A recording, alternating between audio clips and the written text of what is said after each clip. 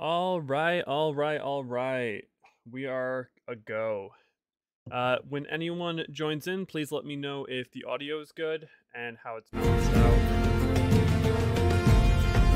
Sadly, I have to take my microphone off its stand and set it back up in the recording booth every time that I want to switch audio because I do not have the money for 2 mics.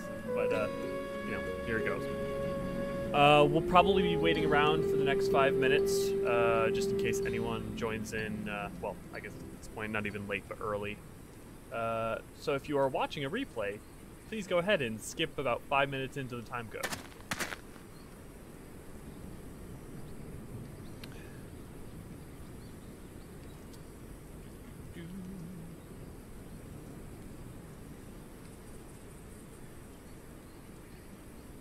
Ooh. I want to hear myself.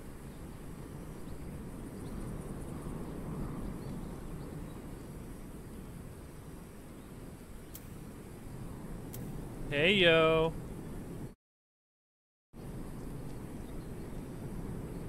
I see that wave of yours.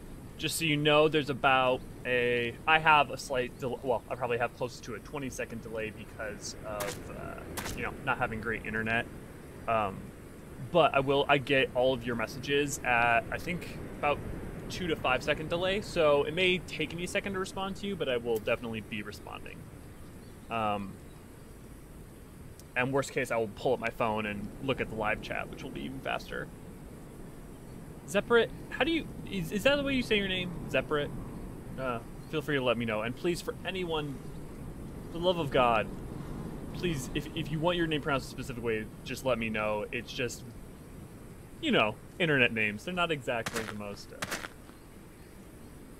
consistent in their rules. On top of English, which is also... Okay. English is a clusterfuck, but it's a useful clusterfuck.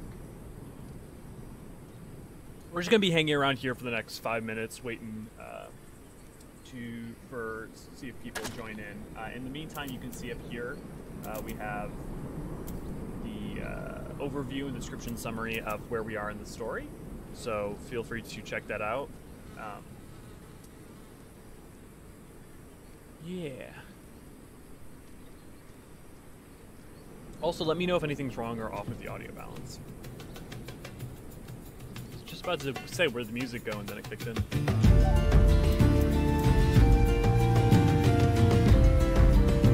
And how is your fine Thursday going, Zephyr?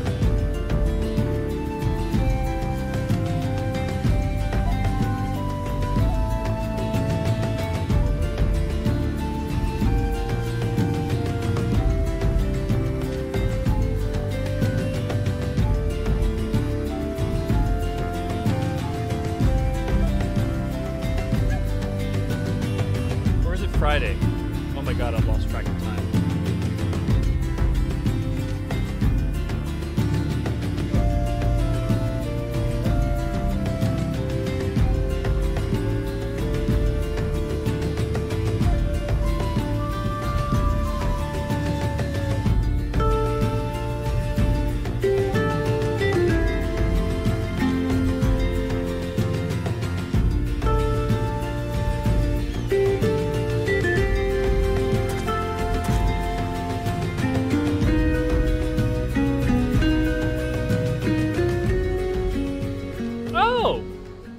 Zeph.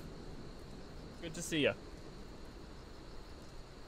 It's hard. A bunch of people use like 3 different names, which I am absolutely guilty of too. And it's like, is this you on this channel, or which I completely understand. Switching out your username, but it's hard to keep track. I already have so much so much lore information to try and keep stored up in my head. Let alone freaking, it's hard enough when all the Asians have 2 names, their title and their role, It do be a Friday. It do be a Friday. I also, after the stream, have to go help one of my partners move, Oh, I've also slept approximately 4 hours. So, we're gonna keep the energy up and it'll be good. Starting in 2 minutes.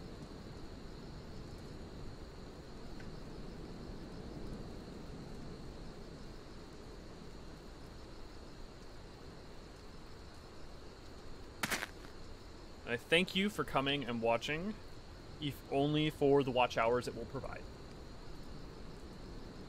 But I also appreciate the support.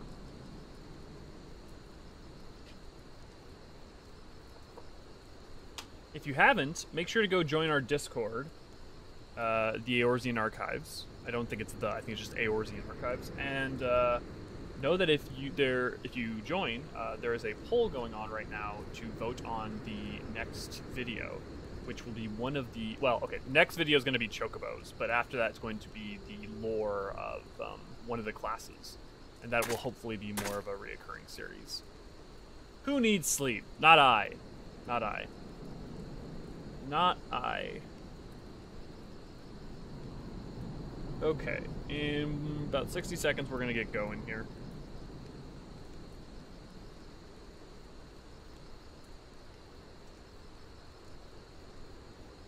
Oh.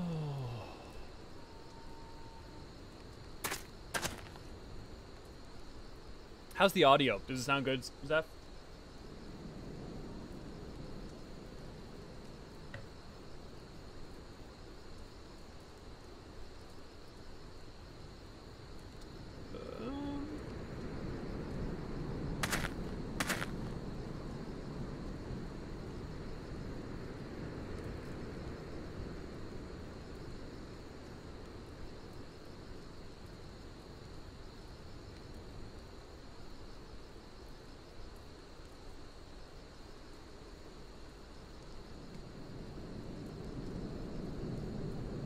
Okay. I think we are going to get started. Please let me know if the audio or anything is weird. So, summary. Fufulupa has asked you to ascertain the whereabouts of a missive he sent to Lost Hope. He fears that the courier has met with some misfortune and wrath. Search the road southwest of Blackbrush Station in Central Thanalan for the courier.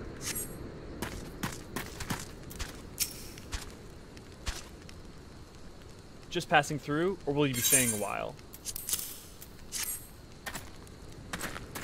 Fufulupa sent you all this way because of a late letter? The boy is still far too earnest. Oh right, Fufulupa is the brass blade who is trying his damnedest to be pure, wholesome, and good while working for the brass blades who are none of those things, frankly. But yeah. Despite my demotion, he continues to call me captain. I suspect he has no idea what it means to be transferred to Lost Hope either. The brass blades don't give, I was just discussing how to pronounce this, Kikern? Chichern? Kikern's arse about the settlement. No one in Uldad does. I'll check the Japanese pronunciation for that later, see if that gives me any clues. All here have been forsaken, adventurer. The refugees, the protectors, and you will be. You will be too, if you're seen associating with us. Thank you for the letter. Now for your own good, leave.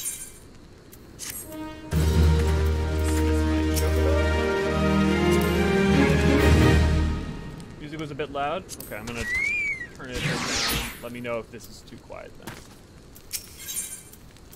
Leofric has a request for an adventurer looking to do some good. I thought I told you to get out of here. What, looking for a chance to do some good? I guess I can't force you to leave. Damn stubborn adventurers, the lot of you. Fine then, listen well. The band of outlaws has taken up residence at the Reborn Manse? Okay, I'm just writing that down. What the frick is a Manse? Mance? Probably Mance. Keeping notes of anything that I either don't know, have forgotten, or just like, okay, that's worth knowing, because when you create videos, you have to say the words. And when you have to say the words, you have to pronounce them correctly. And that is not as easy as it seems in a game where much of it is not voice acted, and also in 2 languages. So some of the names in English aren't even specifically not the same as they are in Japanese, so you can't even just, you know, like, oh, I'll just look up the phonetic Japanese and that'll be the answer. A band of outlaws has taken up residence at the Quiveron Manse on the ridge to the south. Their leader has styled himself heir to Eolander Quiveron, the syndicate member who died in the calamity. That's another thing I did not know.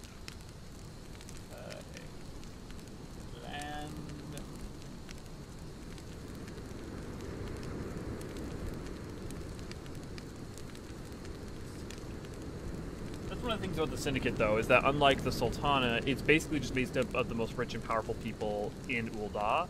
Therefore, its like makeup is constantly changing. I mean, spoilers, I guess, to an extent. Well, no, spoilers.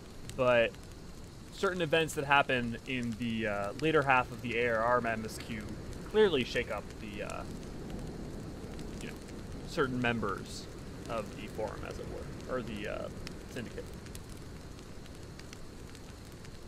Hey, Mr. Total Panda. Glad to have you. We are just starting up, and, yeah. Their leader has styled himself... Oh, yeah, we have that. The Baron and his cronies are not more than a pack of jackals. They prey on the people of Lost Hope, robbing them of what little they have. I myself can't act without endangering the refugees, as they know my face and will retaliate against Lost Hope. You, however, are not known to the bandits or their allies. If you wish to help us, then deal with the Baron.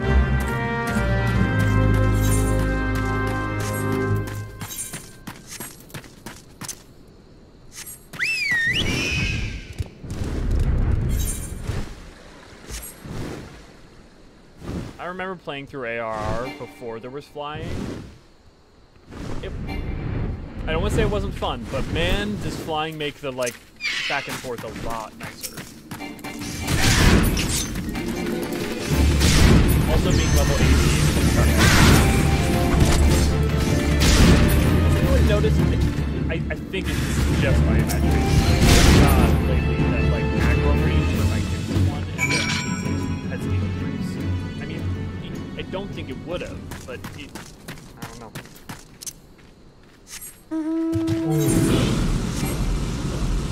Ah, yes. Pride and joy. I'm 100% certain this is a Gamera reference, but either way, fucking rocket turtle. If it makes you dizzy, I will be landing soon.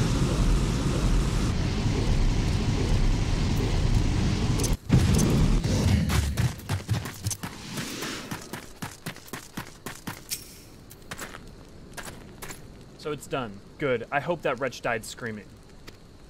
Ul'dah is more prosperous than ever, some say. That may be true for the Syndicate, but none of that wealth has trickled down to the small folk. Oh, chat is not scrolling. Give me a second. I want to make sure I can see everyone.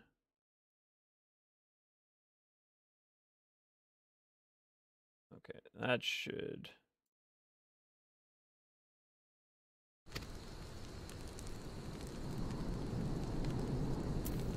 Should have remembered that. Okay, you said turn music down some? Okay, turning it down even lower. Let me know if it needs to go down even lower. Thanks, guys, for joining. It's all a mummer's farce. One day I refused to play my part, and so I was made to leave the stage. Aye, my time has passed. The brass blades of the rose must look to others for guidance. Brass blades of the rose.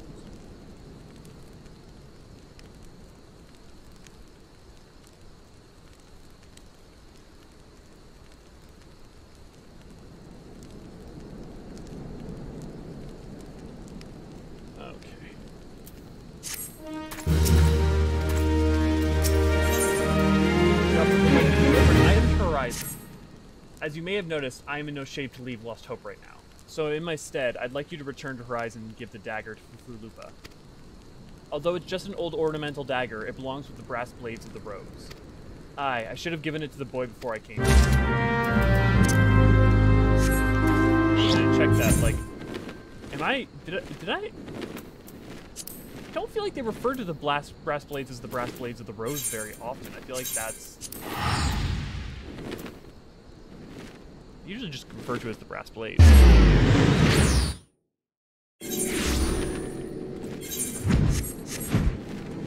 I'm gonna go find some music quick.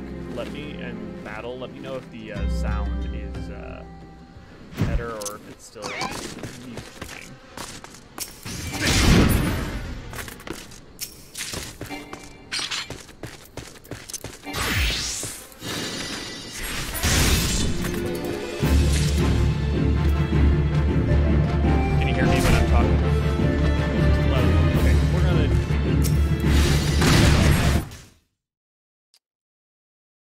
Okay.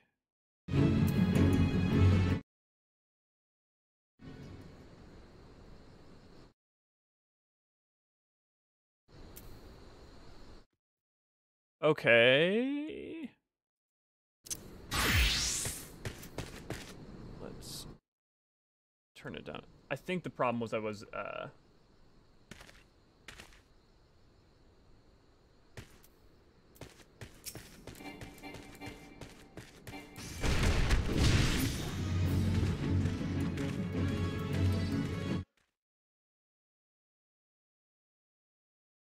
Yep, it did exactly what I was thinking. Ah, crap baskets.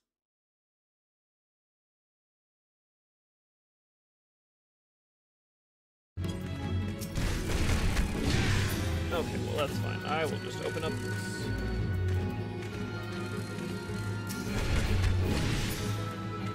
I wish, / I'm sure there is a far easier way to check that stuff live, but usually it seems it's a bit of a pain in the butt. You guys will just have to keep me updated and let me know.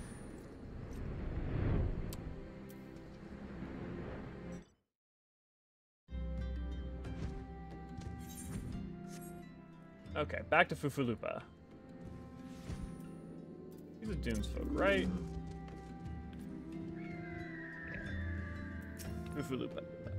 Lendriel, I received word from Captain Leofric the other day. Thank you for delivering the letter for me.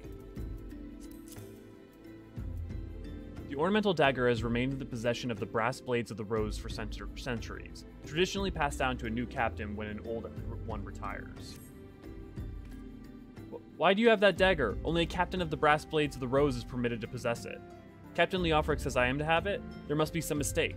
He couldn't possibly mean to tell me that. No, of course not. I am not worthy to wield it.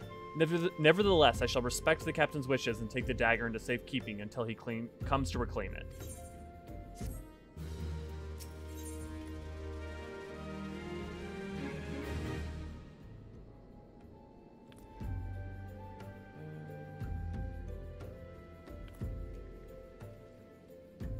Just need to... The chat keeps bugging out on OBS, so I'm using chat through my phone. Okay. The brass blades of the Rose have need of your assistance once more, Lendriel. Thaumaturges from the ossuary are presently surveying the footfalls for ancient relics. As the area is rife with wild beasts, Horizon Garrison has been charged with their security. But Captain Bladewind sent only a handful of brass blades, despite his assurances to the contrary. Such a small unit cannot possibly be sufficient to protect our patrons. Perhaps that's the point. I would have you offer your assistance to my comrades. Pray travel to the footfalls and speak with Toto Runa.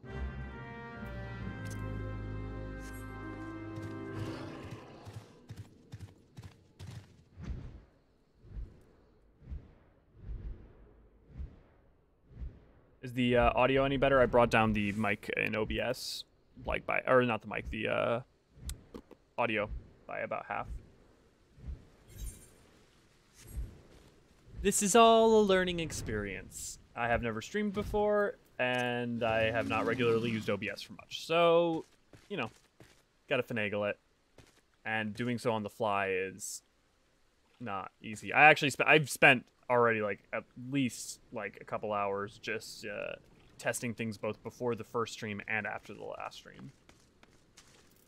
A bleed adventurer come to help? I ain't heard nothing from Captain Bladewind about this. He said trusted men only.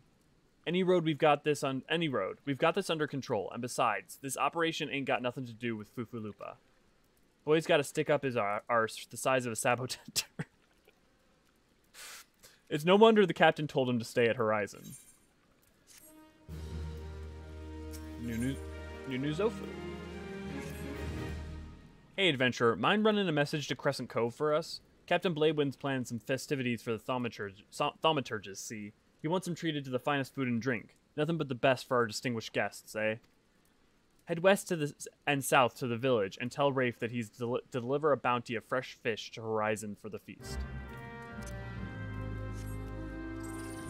Awesome sauce. Thank you. I'm glad that the audio is working better. I had seen this mount around for forever. I totally didn't realize it was the kobold mount. Which makes sense, but I don't know. There's something about it that just reminds me of like the, you know, the store mounts and the a lot of the like celebration mounts. It might just be because it's a chair.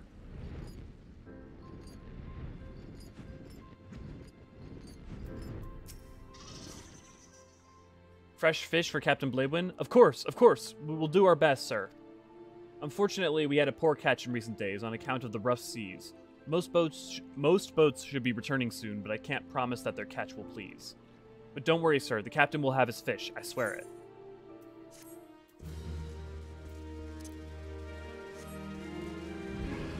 Yeah, and like I said, I'm trying out normal latency. I have to test a bunch of different, you know, settings to see what works best for making sure that we don't, you know, lose any frames or anything. So right now, there's probably like a 20-second delay between me, you know, talking to camera and you actually guys receiving it. One thing is, let me know. I'm doing 60 FPS, but slightly lower resolution quality. Let me know if it'd be preferable to have something like 48 FPS. For you guys to watch. Oh, I ran away from the quest. And how are you all doing this fine Friday evening? Evening? It's 3 p.m. evening. I guess 3 p.m. count. That's close enough.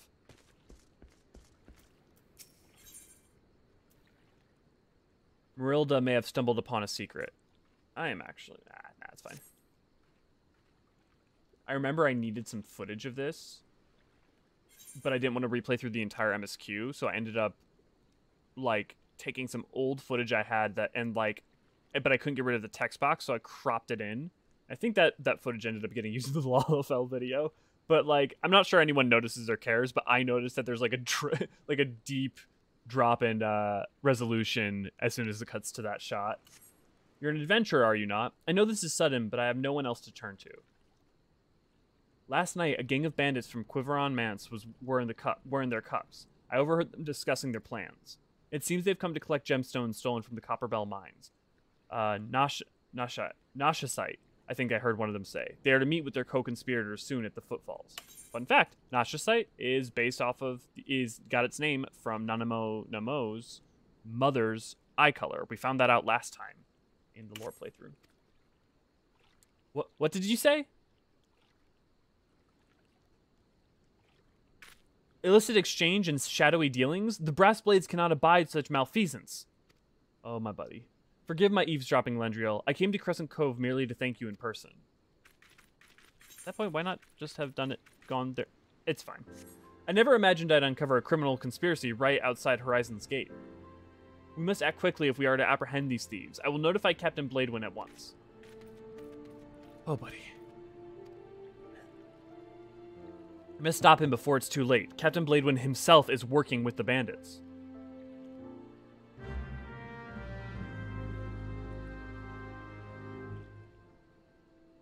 Ooh, nice. I should probably get a VPN. If for nothing else, just for watching stuff. But, you know, haven't necessarily had resources to get one of the paid ones, and I'm a little bit wary of the free ones. We're going to plow through this. So we're doing very easy for most of the fights because, you know what happens. Captain Bladewind, sir, I've discovered something shocking, something horrible. Someone has been stealing gemstones from Copperbell mines and... Wait, those gauntlets, those boots. Why, you're one of the Quiveron's men. Sir, that man is a thief and a scoundrel.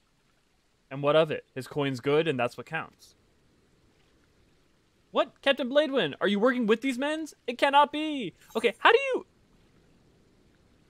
Even if you're naive, the level of naivete after growing up in Ul'dah seems odd.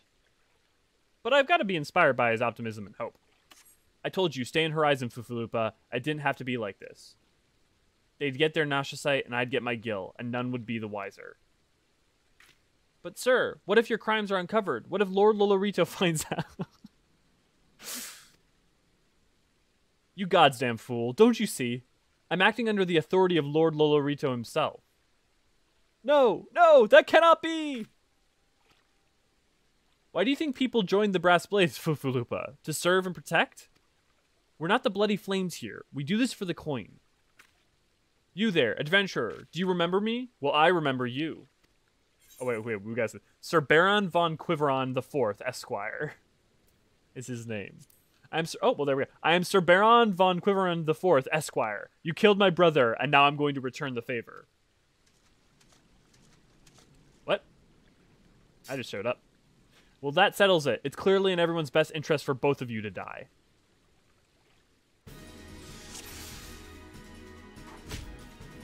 I mean, Toy Christopher, you're not exactly wrong. Maybe I should get a couple more lights. Might seem a little bit less like I'm doomsday prepper.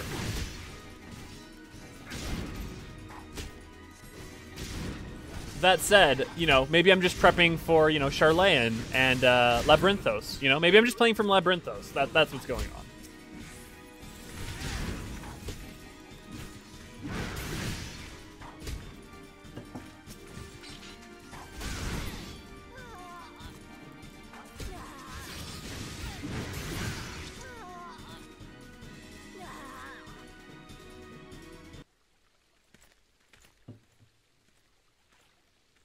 That's enough, Bladewind. Your partner is dead and your plans are undone. You've no reason left to fight. Stay out of this, Leofric. I don't take orders from you. I may have spared your life before, but if you interfere, I will show you I will not show you mercy. And what mercy will he show you, I wonder? You, who have done so much in another man's name. What are you blathering on about? Every fisherman in Crescent Cove knew about your meeting, you arrogant fool. Quiveron's men couldn't keep their mouths shut. Imagine Lord Lodorito's surprise when he learned that a rank-and-file brass blade was using his name to advance a personal agenda. He knows? 7 hells, but I'm a captain. He wouldn't... Have you met Lord Lodorito? I was once a captain too, remember? And we both know what happened to me. Well fought, boy. You've done the brass blades of the Rose proud. Captain Leofric, Captain Bladewind, he said that Lord Lodorito wouldn't waste his time on a small-scale smuggling operation. This is all Bladewind's doing. What else did he say? That all our brethren are no better, and that each and every one cares for naught but coin? Ha! Mere excuses to justify his schemes. Aye, we've no shortage of greedy sods. Some will probably sell their own mothers into slavery if the price was right. But there are men like you, Fufulupa, men good and true, whom the small folk respect. Which is why I gave you the dagger. The brass blades of the roads need a leader with honor. And you are the most honorable man I know.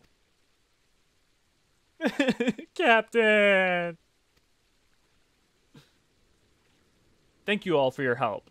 Lendriel. The captain and I will escort Captain Bladewind back to Horizon. Pray visit me in town when next you return. I do think, like, these early quests for Ul'dah are really... If you're paying attention, what they do really well is show that Ul'dah is not just an incredibly corrupt town. It's a town with... really 2 factions of the corrupt and those trying to do the right thing. And I think that's far, far more interesting than just being like, it's a broken city, you know?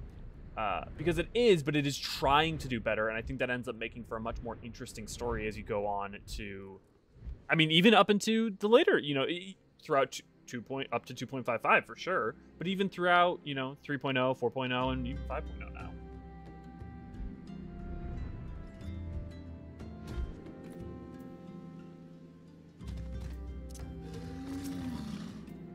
Welcome back, Lendriel. So much has happened. Captain Bladewind has been arrested and stripped of rank, which means the brass blades of the Rose no longer have a captain. Until a new one is designated, I've been ordered to serve as acting captain of the Horizon Garrison.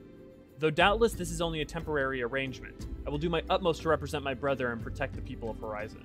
Thank you, Lendriel, for your service to the Sultanate. You are a true hero.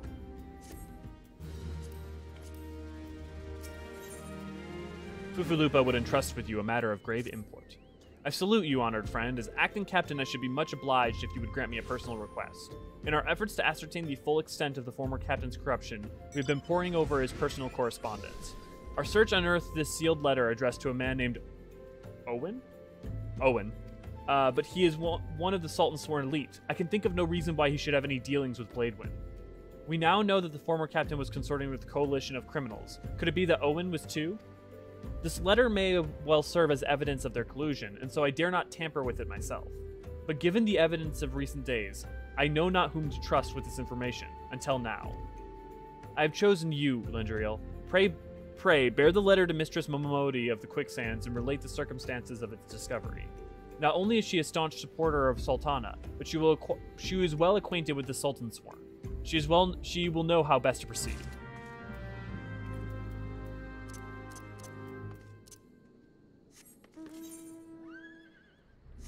And away we go.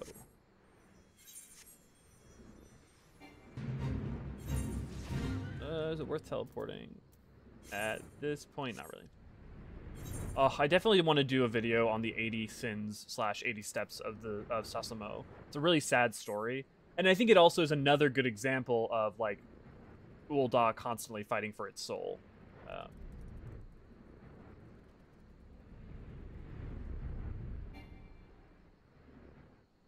Also, it proves that Lalafell are tough as shit. Oh, I totally should have teleported. This is going to take forever to run. Well, in the meantime, I will just check chat. Doesn't look like anything's going on.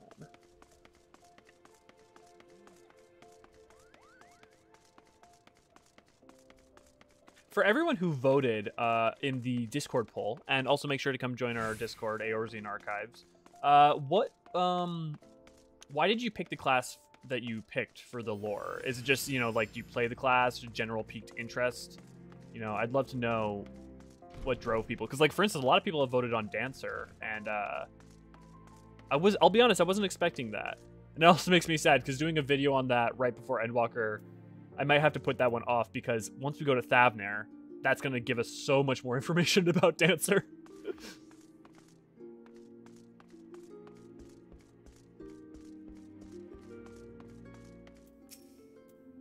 Lendriel, it's been too long. Dadanen tells me you've been keeping busy in Horizon. I want you to know that I'm grateful for everything you've done for the people of Ul'dah. Even though you've seen the seedier side of our city, you've continued to help your fellow man. Believe me, the folk around here love you for it. I thought she was going to say the seer side, and I'm like, is this Gridania? What is it? You look like you've got something to say. Letter of Owen.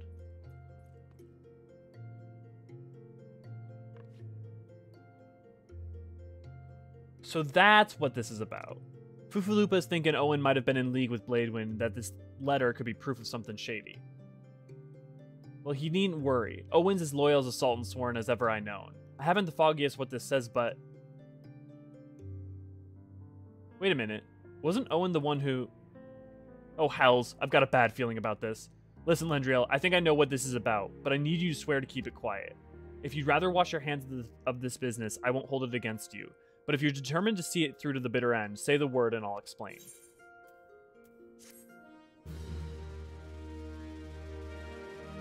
He said chose Red Mage because Red Mage is the best mage. All the rest because I had to make the pull. Yes. I picked Red Mage too, partly because I did a preliminary thing on it. It's not... Weirdly enough, Summoner's been my favorite mage, and I could not tell you why. Historically, pet classes and that sort of thing... I mean, it's barely a pet class, but are not my number one. Zeph chose Ninja because of general interest. Yeah, I know you love your Ninja. Well, we'll definitely be getting to that. The only thing that, well, I guess it's more Othardian. I worry that a future expansion might be Nangxia or not Kugane, Hingashi proper, but that's way down the line, so it's always worth doing a video now. There's always a point where we could learn more. You know, like, frick, Red Mage, we might learn more about the Void in the future, which might somehow tie back to Black Mage stuff, which might have tie to Red Mage stuff, you know. Can I count on your discretion, Lendriel? If so, then listen closely.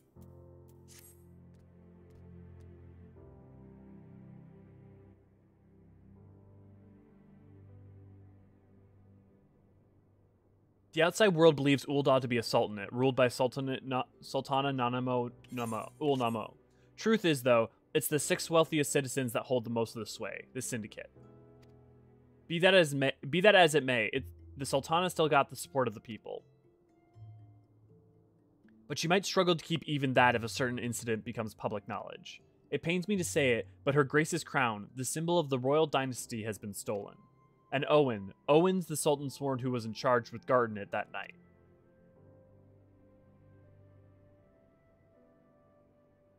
I bet anything this letter was written by the bastards who made it off with the crown. It can't be a coincidence that the man we know to have been fraternizing with the thieves had a letter for Owen of all people at this of all times. You need to take this to the man himself, Lendriel. Tell him Momodi sent you, and it concerns a lost heirloom.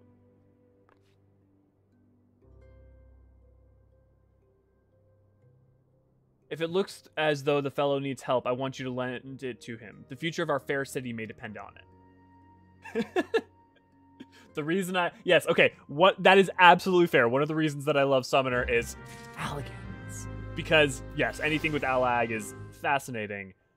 Weirdly enough, I think it's also because I've been playing it low-key as a class because I'm a tank main and then, like, secondarily healing.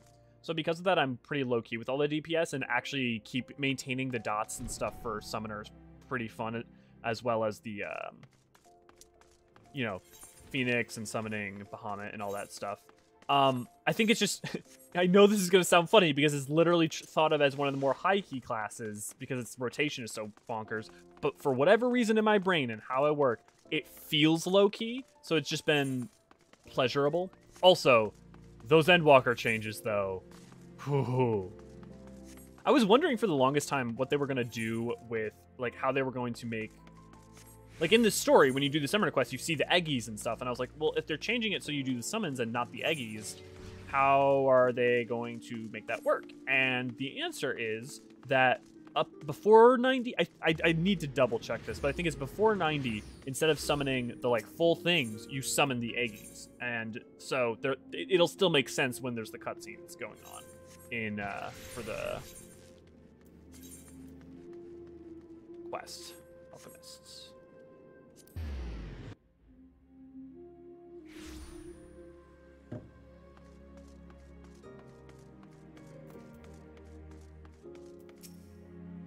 The heart of the Sworn lies beyond. State your business. Pardon? Did you say a lost heirloom? Proceed.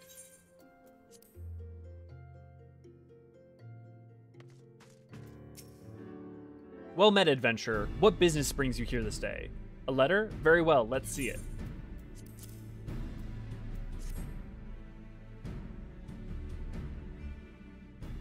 Awesome. Thank you, Sinrix. Have you read this, adventurer? Can't say I have. I see, but you have some inkling as to its contents, I think. Mistress Momodi has been doubtless explained to you the significance of the crown and what its loss could mean for her grace, the Sultana. This theft shames the Sultan Sworn, and me most of all. The blame is mine, you see. I grew lax in my duties, and in a moment of carelessness. Well, no, it will do no good to recount the tale now. Since the hour of the theft, we've searched frantically for any signs, and any whispers as to the whereabouts of the crown. We have found nothing. The identity of the thieves and their motives seemed fated to remain a mystery, until you arrived bearing this ransom note. In it, the criminals state their price for the return of Her Grace's crown. And though it pains me to say it, I fear I have no choice but to acquiesce to their demands. Too much is at stake to do otherwise. The crown symbolizes Her Grace's birthright, and identifies her as the custodian of the Uhl legacy. It must be recovered. I will travel to the unholy heir, and pay them their ransom. Though I am not foolish enough to meet these men alone as they stipulate, I dare not bring a host of my comrades, lest the thieves take fright. Friend, would you consent to be present for this exchange? Mistress Momodi has always spoken of you in the most glowing terms, and I have never yet had a reason to question her judgment. On behalf of all those still loyal to the Sultana, I beseech you, help us in our hour of need.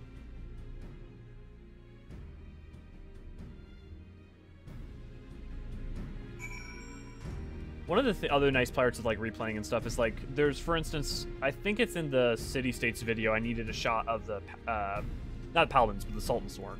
Not quite interchangeable. But one of the things is that I was like, I don't have a good shot of it, and I couldn't find a really great shot of it. And I worked with what I had, but it's like things like this where now I remember and know that this place exists. I know that if I need a new shot for the Sultan Sworn, I can just come back to the Heart of the Sworn. And there's just so many things in this game that, like, even having played it a bunch, a frankly ridiculous amount, it's easy to forget or not know something's there. And then when I have to gather footage or create footage, you know, it can get in my way.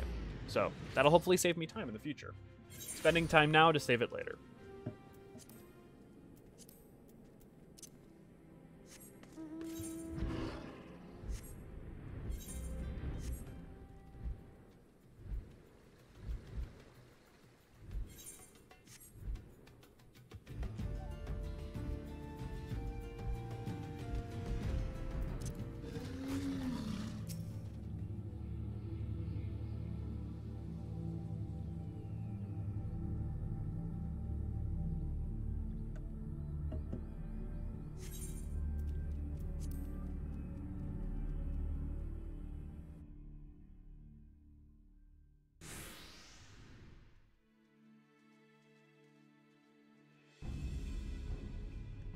I've come as agreed. Now show me the crown.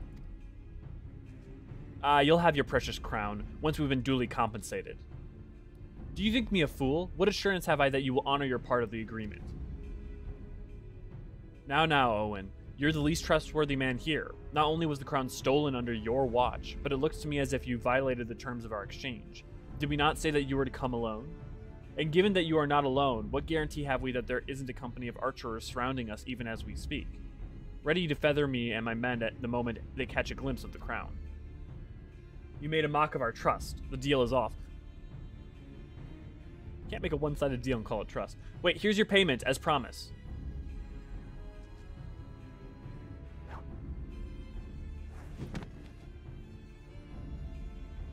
Aye, 'tis the real thing. Wait, did you just sniff the gill? Aha, 1,000 thanks to you, boy. You've succeeded where scores of thieves have failed. And now, at long last, we have it. The power to create an army of undying soldiers. The traitor's spurn. No, it can't be. What have I done? Surely you must have wondered what it was that you were handing over. What it was that seemed as valuable to us as the crown seemed to you. Or did you assume we were feeling charitable? Oh, this is... Okay, this is actually really interesting. I'm writing this down. Okay.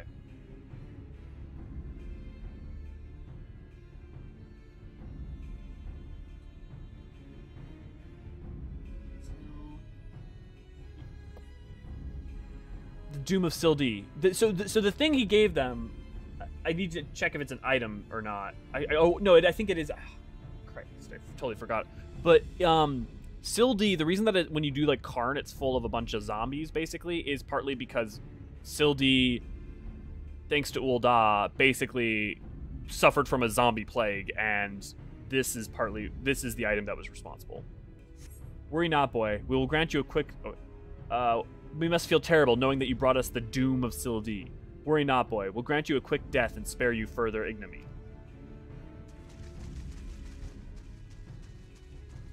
Did it... I swear, did it show up in 1.0?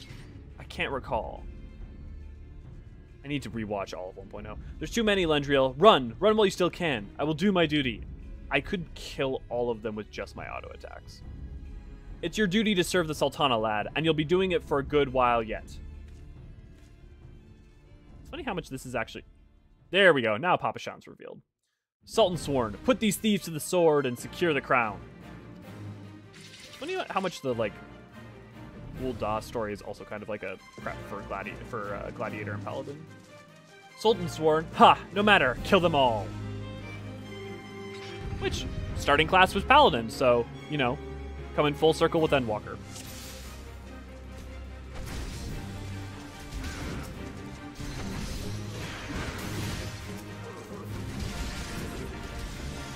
Oh, I'm very excited to have an army behind me as we charge into a certain snowy place for Endwalker.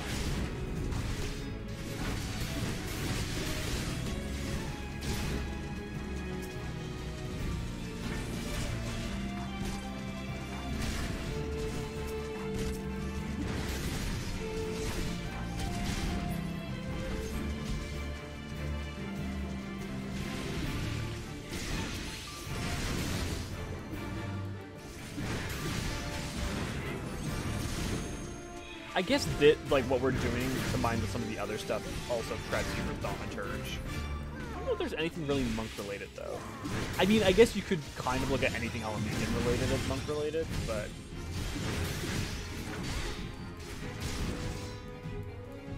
See, I was going to say the same to you.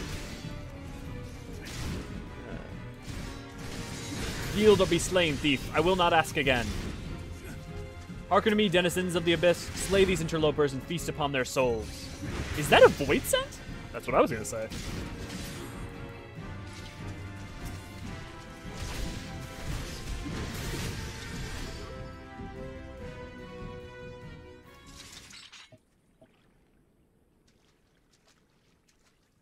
Master Papashan, but why? How? The general saw you sneak into the vaults, Owen. He suspected something was afoot and ordered us to keep an eye on you. The Flame General? He ordered you look after me? That's Raban, for anyone. I don't know who in here doesn't know that, but... Master Papashan, more of them, to the north. After them, Sultan Sworn. They have the crown. This lot sought only to delay us.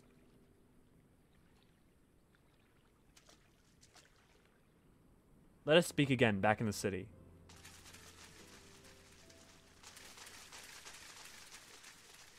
I'm going to turn on my reshade. Let me know if it affects the quality of the stream at all. Oh, and here we are. Well, I guess not our first, but our first Ascian. The source of his strength has become clear. You may have bested the golem, but you will not fare so well this day. Okay, Mr. High on your own supply. O mournful voice of creation, send on to me a creature of the abyss, my thrall to command, that I might smite mine enemies. What would be interesting to me is find out how much the Black Masks are fully aware of the Ascians' plans and agenda. Their heightened language, I know you could argue it's just retconning, but like their heightened language makes me wonder, like the fact that they're referring to the Void not more as a hell rather than as like the 13th makes me wonder if they're not fully aware of the reality of each shard and the Ascian's machinations.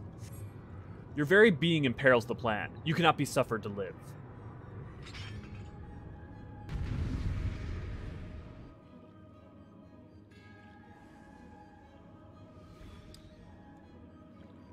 Well, if it is dark... Well, I mean, it definitely seems dark right now. That happens with the... Also, Jesus, he projected the void all around this area. Whence springs this perpetual might? I do leg day.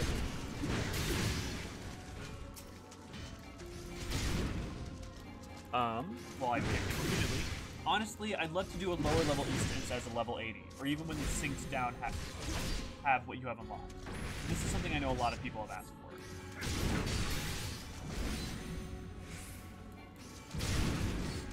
Though the game seems dark to me, I don't know. Yeah, that might be taste. But I will definitely tinker with it. Keep it up, Lundriel. We almost have him. Thancred to the rescue. Let's do the lower level instances as a level 80, or even when you synced down, have what you have unlocked. That is something I know a lot of people have. Yeah. I'll get back to that in just a second. The wisdom of paragons should be brought low by mere mortals. So, like, that's the other thing is, like, the fact that they refer to them as the paragons, right? Again, if you want to be unkind, you can just be like, oh, it's retconning and shit. It's more recontextualization than retconning, but it makes me... The way in which the Black Masks talk is even more heightened than, like, La Habrea is in ARR. And La Habrea has basically gone insane.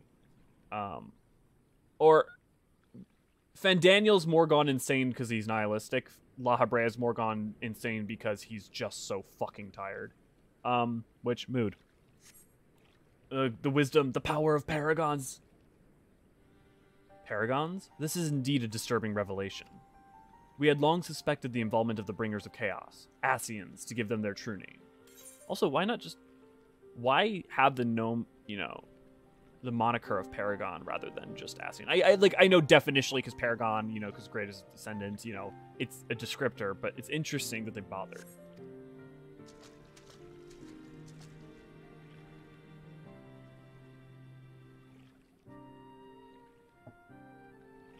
But we could not be sure that they were reasonable for the recent disturbances until now. Responsible. As if the Sultanate needed any more enemies.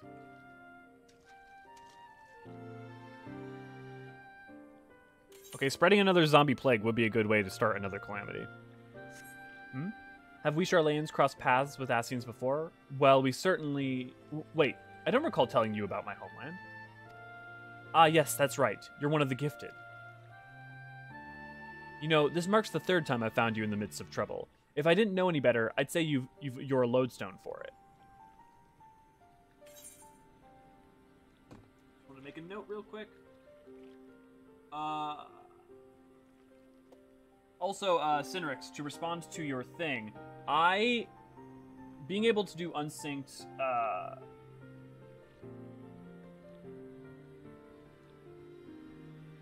I'm torn because, yeah, I guess, like, you should, in theory, you should just be allowed to unsync MSQ, right, as a choice, because it doesn't matter. I don't know on the technical side how easy that it would be for them to implement, and it's probably, like, the people who use New Game Plus is such a small fraction of people that I want, you know, is it worth their dev time? But yeah, I know I definitely miss... I think the best solution, rather than having to make it so that we get all our abilities at 80, because I think that could be overwhelming for new players, and you can't give some players all their abilities and other players not, would be just to make currently 1 to 50 and even 1 to 60 is not a great experience. And so I think it's more about giving more interesting things early on, because there are a lot of classes that just... It's ridiculous how long it takes them to get some of their most basic things. I think people can learn, even people who struggle can learn faster than the current pace is set for them. Anyways, I'm glad I started following you around. Who knows what grand conspiracy you'll stumble upon next. I jest. Had I truly been watching your every move, I wouldn't have taken so long to intervene in your latest altercation. Which implies he just wanders around Central Thanalan. But all's well that ends well, eh? Our masked friend is no more, and while I very much doubt we've seen the last of his kind, his demise... Understatement. His demise will likely grant us some respite. And on that note, I must away. Until next time, Landriel.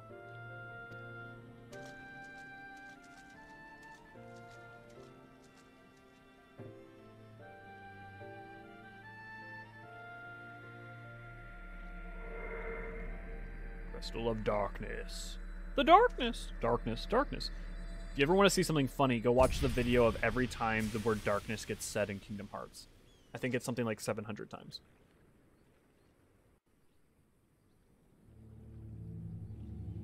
Yeah, I think one of the... I know that the argument is that it breaks early dungeons, but the fact that the AoE, that DPS does not... Many of them don't get their AoEs is just... Early dungeons are already pretty broken.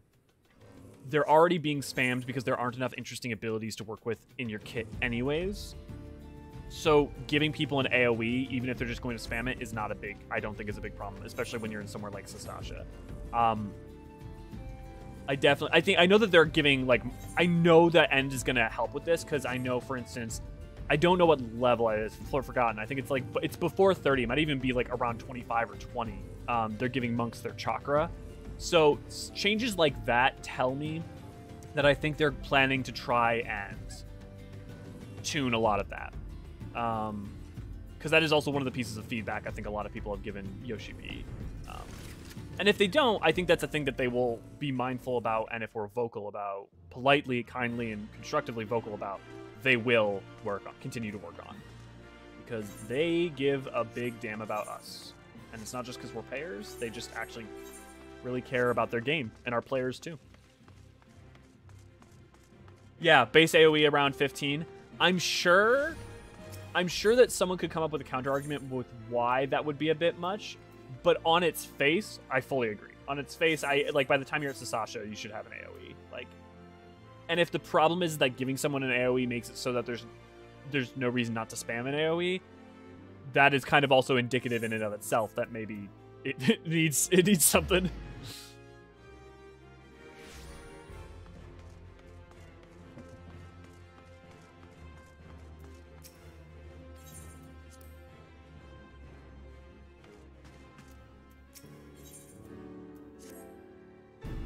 The fact that Papashan is like the leader of the Sultan Sworn,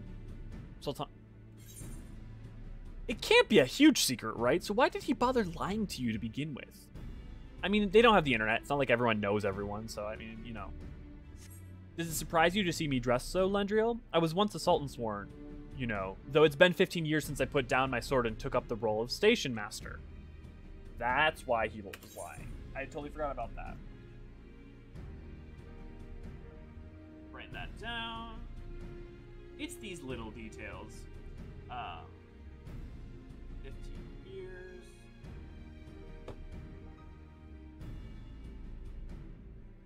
No, station. Bit of a downgrade. Well, I mean, okay, so that's not. If it's kind of the heart of Uldah's trade, so it's not really a downgrade. You know, though, it's been 15 years since I put down my sword and took up the role of Station Master. In its capacity in which I am no less proud to serve, lest you doubt. Whenever Her Grace ventures outside the gates, I have the honor of protecting her person. Okay, so he's not just her advisor, he's also personal bodyguard. Never before I had seen her so despondent as when the news of the crown's theft reached mine ears. But thanks to your valiant efforts, she has returned to her former and vibrant self. You have the gratitude of every Sultan Sworn, Lendriel.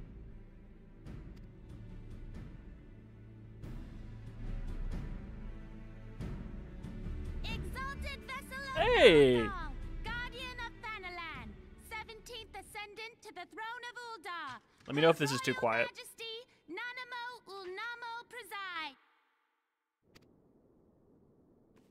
Long live Nanamo! Long live Glory Nanamo! to the Glory Sultana! to the Sultana! Forever may she Forever reign! may she reign! They regaled me with tales of a champion amongst champions, once whose tireless service to the crown merited the highest honor we might bestow. Never did it occur to me that it might be you. Bring it forth! Oh, the VO gets so much better in Heaven's Word.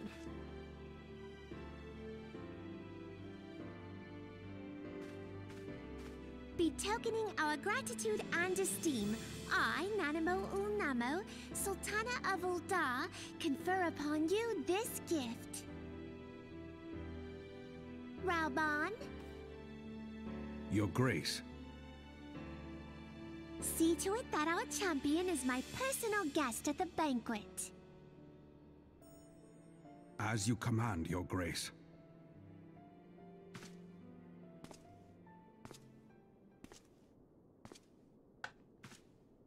If what they say is true, Uldah owes you a great debt. I also freaking miss the Almegan Manchester I am accent. Reborn al-Din. With the consent of Her Grace, I oversee the affairs of the Sultanate. Brave souls are few and far between in these tides. I count my blessings when I find one. Her Grace invites you to join her at the coming banquet. I trust I will see you there. An honor! Huzzah! Indeed. Come, hero! Until then, for the sake of Her Grace and the glory of the Sultanate, may you walk in the light of the crystal.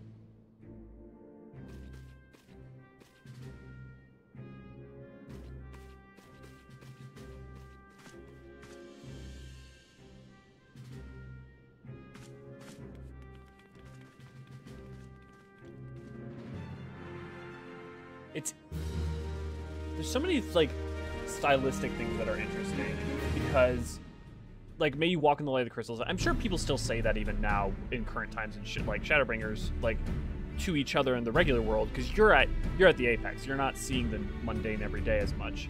But it's a testament, one, to actually how well they've pulled off the story, but also like how much they were working in a vacuum. That like ARR in some ways is more of like a self-contained, here's some ideas and some statements and some like world building and things that are like they continue on, but they phase out and fade out more slowly. It's fascinating. Yeah, Dancer's ridiculous in low levels, and I think the solution is to raise everyone up, not lift them down. And I think the thing is that, oh, let me lower.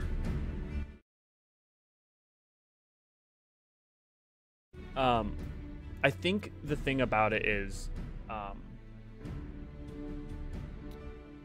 even if it breaks early dungeons a bit, there's so much MSQ people have to get through, and will have to play baseline with their class, that I don't think it's going to impact too much people learning. I think anyone who's still struggling after that is probably going to be still struggling, even if they kept it, you know, kept it so that it was very, very, very slow with abilities. Yeah, you know, I will say in ARR's English voice acting defense, I think it's more of a mixed bag. I don't think it's just straight up bad, but man, is it's some of like a great example of not good, and Heaven's Word on and into like especially like Stormblood and Shadowbringers is such an example of amazing that it just makes that dichotomy even crazier. Wait, is it the current Raubon or the ARR Raubon is the singer for the Shadowbringers music? I had no idea. That's amazing. That's hysterical.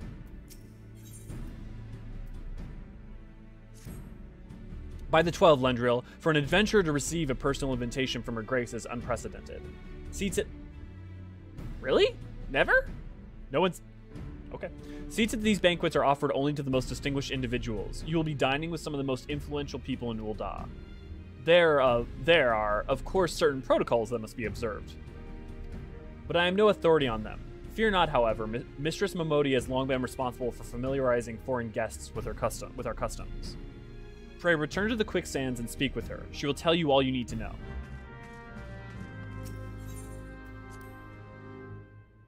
AR Raubon is the singer for the Shadowbringers music. That's really funny.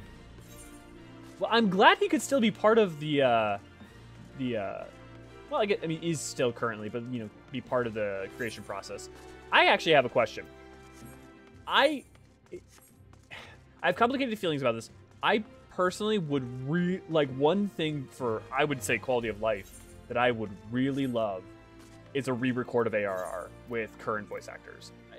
I'm tired. I'm really tired of caveating that for new players, for new people who are asking me like, okay, but also there's not a lot of voice acting and it's not good, but it gets better. And I'm very tired of being like, just wait till Heaven's Word.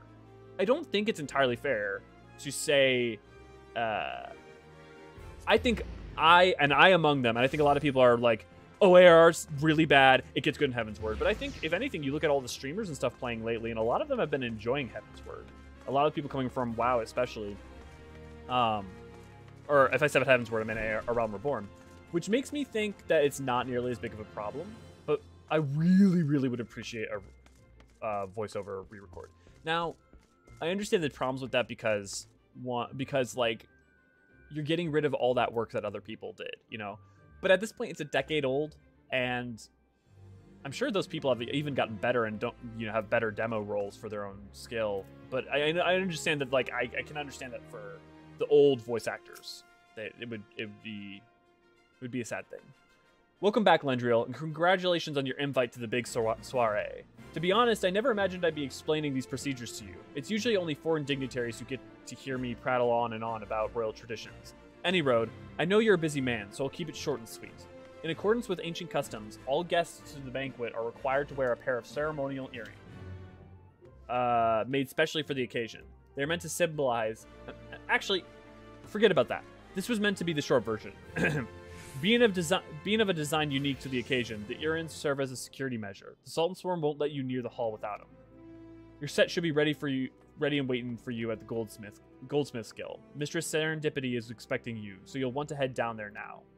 Once you've got them, bring them back here and we'll continue. I agree, it's jarring at first, or even add more voice acting. I have people who literally skip cutscenes because they aren't voiced. Yeah, I'm gonna own up something. I was in not a great place in my life, and when I first played this game, when I played through AR, I skipped most of the cutscenes, or not even most, but a lot of them. I was in just like constant dealing with like existential dread and terror, and just like feeling like, I'm wasting my time. I need to catch up. I need to get where my friends are. Blah blah blah. And so it's in some ways it's really ironic that I ended up now being not only someone to replay this, but like more than once, but also someone who what's the Goldsmith's Guild? Someone who ended up, you know, creating a lore channel and being hyper engaged and deeply loving it. So it's funny how it all shakes out.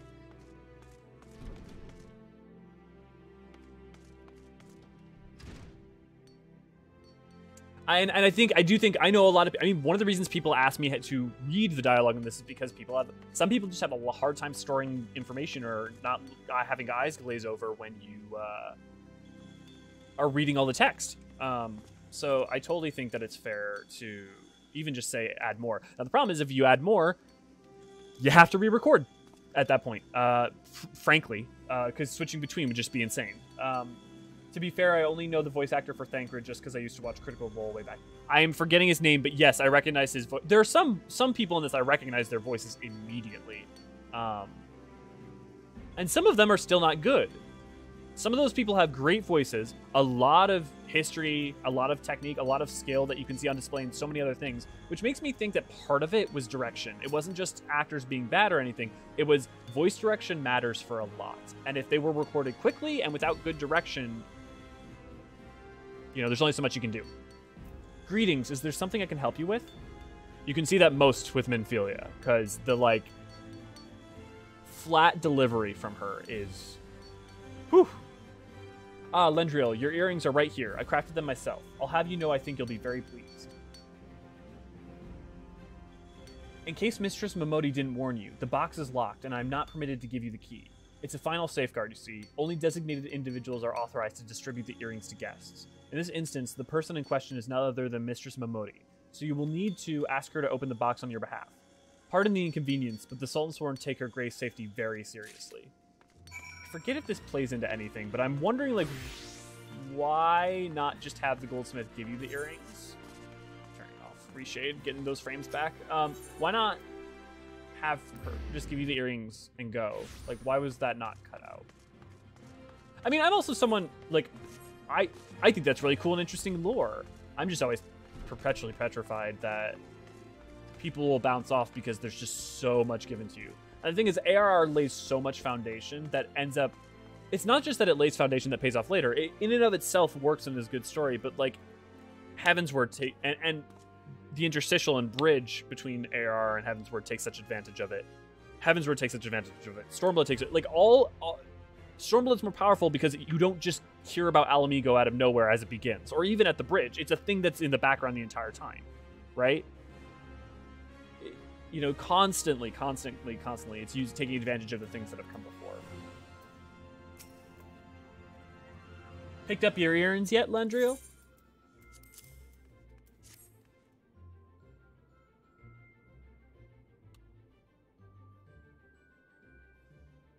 Let me just... Well now. Looks like Guildmaster outdid herself with this part. With this pair.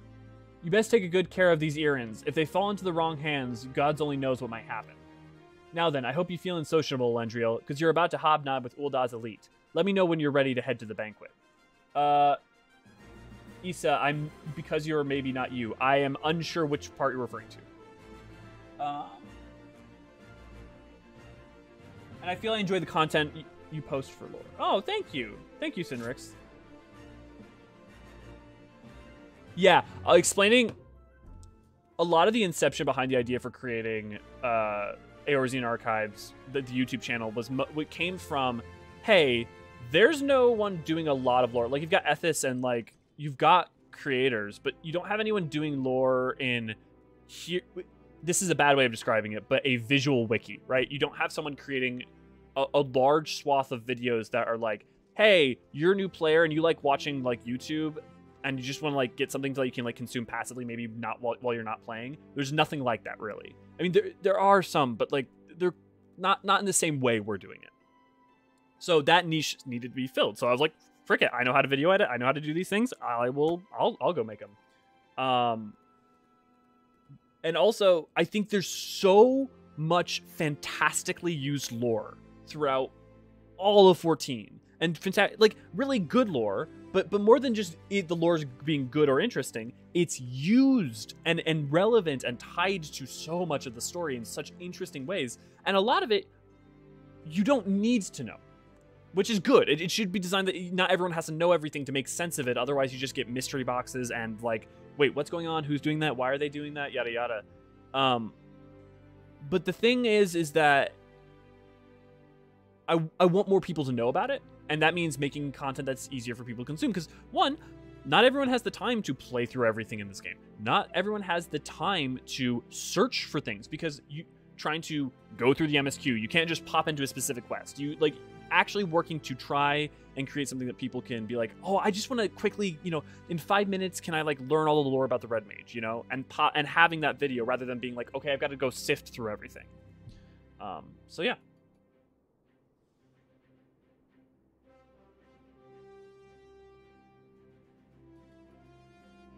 So that's fair, Issa, that the Goldsmith didn't know, but they knew my name. Well, oh, wait, okay, but they knew my name because I had done the Goldsmith quest. So if you hadn't done the Goldsmith quest, they wouldn't have known you. So that's fair. And I was talking more from, and that's fair. In world lore, that's actually pretty reasonable. I was more just, I keep an eye out for the things like, why didn't these get excised when they did the trimmings? And more just trying to keep that in mind. You know, and also, you need to go back to Momodi because she initiates the going to the banquet. So there's multiple reasons why it makes sense. Thanks for pointing that out.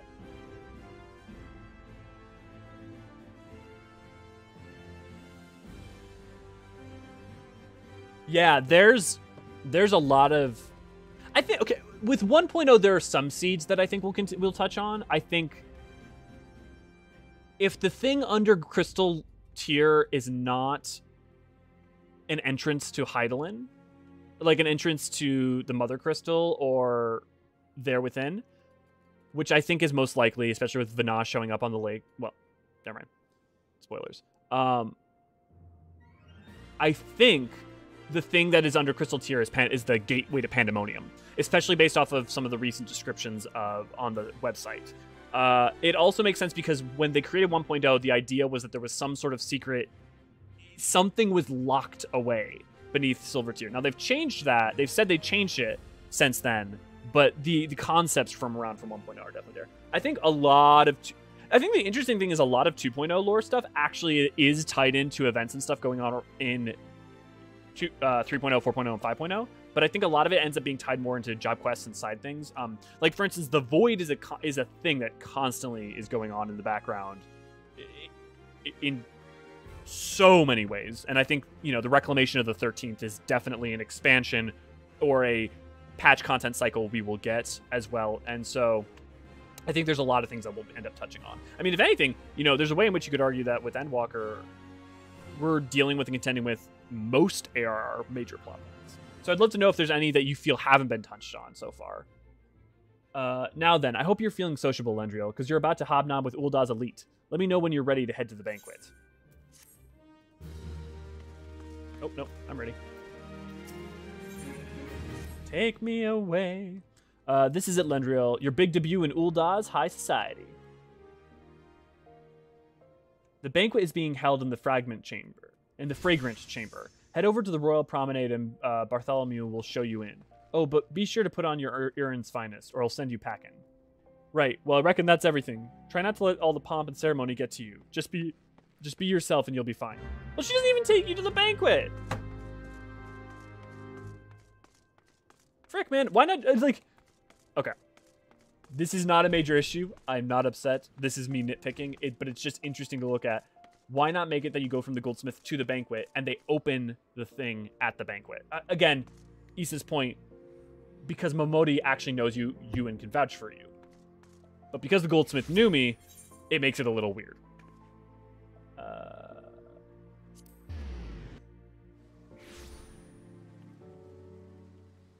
Right, because Midgard protects the lake to the point that he summoned the Horde away from Javania. Yep.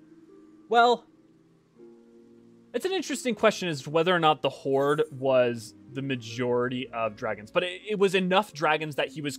The fact that he, for the first time in a long, long time, called the Horde to him is telling that there is something very, very important under Crystal Tier. And to me, would also very much have to imply that it is something important to Hydaelyn that she would bother having made the pact with him.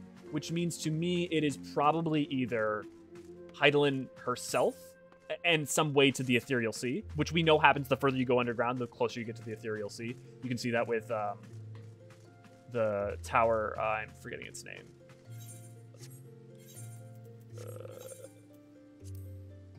Why am I forgetting its name? The Anti-Tower.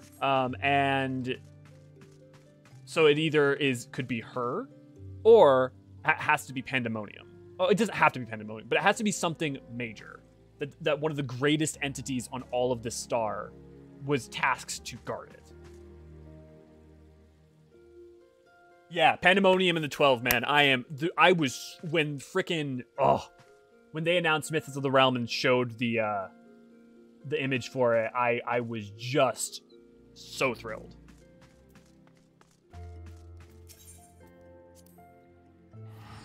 Oh, right, I have to equip the earrings.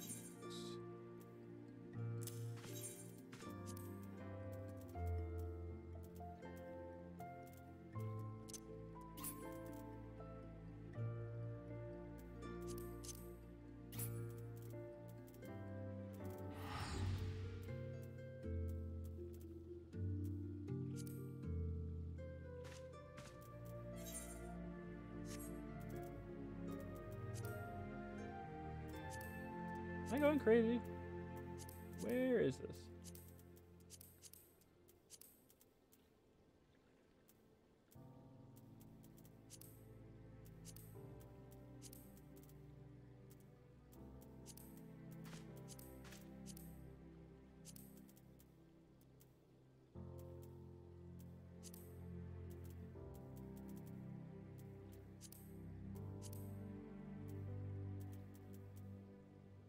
Guys, am I going crazy? Where the heck?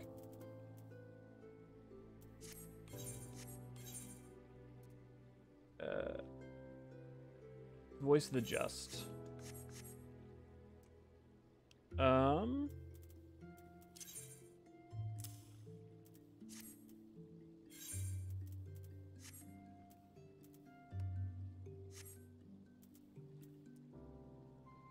Okay. Well, that means I can probably go get it back from Black Shroud. Thank you for at least making sure I wasn't crazy. I mean, that makes sense that, like, because it makes it so you don't receive items. I'm sure, well, I'm not sure, but I would suspect that there's got to be a technical reason they didn't fix that. It wasn't an oversight. That they just made it so New Game Plus always has to give you no item, and because it always gives you no item. But luckily, we can go get lost items.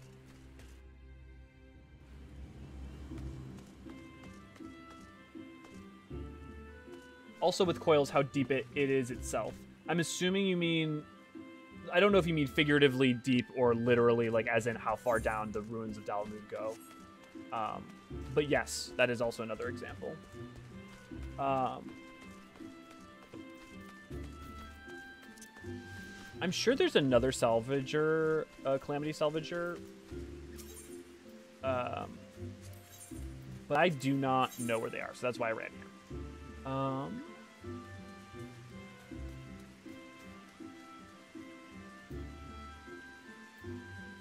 Voice of the Just, Voice of the Just, Voice of the Just. There we go. And back to the story. I'll make sure to try to look out for those ahead of time in future, and try to buy them before stream starts, so we won't have to worry about them. Yeah. It is interesting to see, like, clearly Bahamut is pretty far down in the coils, so it's clear that, yeah. I'm trying to think about anything about Bahamut that it wasn't... I mean, okay, that's not true. There is something that wasn't wrapped up in Bahamut, and that is mainly... Okay, it's not that it wasn't wrapped up. We need to go to Mericidia. We need to go to Mericidia. We need to know more about the Warring Triad. the initials. I mean, we do know already a bit more about the initial summoning thanks to Tiamat, both in Heaven's Word and at another point in the game I will not specify, so anyone who hasn't played it will not be spoiled. But because of that, we have a good sense of what happened, but we don't really know the details of what happened. And so, like, understanding much more about Mericidia, what it's like, and what its history is, I think is huge. I think, honestly, one of the most interesting questions is, what is next expansion, right? Because as far as I'm concerned, your choices are with the current world state, which is very important because the world state may be very different by Endwalker. You've got Mericidia, New World, the 13th, Dragon Star, or another star. You also kind of have a Return to Hingashi / Nangsha / Dalmasca, you know, and you also have a lot of Ilsabard. You know, we don't know how much Whirlit is of Ilsabard. We don't know how much Boja is of Ilsabard. So we don't know how much landmass in there will not have been explored. But by the time Endwalker ends, we'll have one map there, as well as, you know, the war fronts of Boja and Zadnor, and, you know, the Sorrows of Whirlit. So a city, you know. So I'm very excited because there's a lot of different ways they go, and I think there's reasonable bets on any of those directions.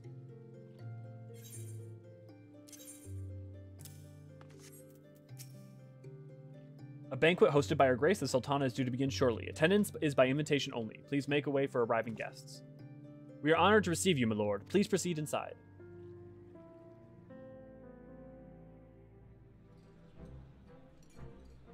Oh, thanks for pointing out where the Calamity Salvagers are.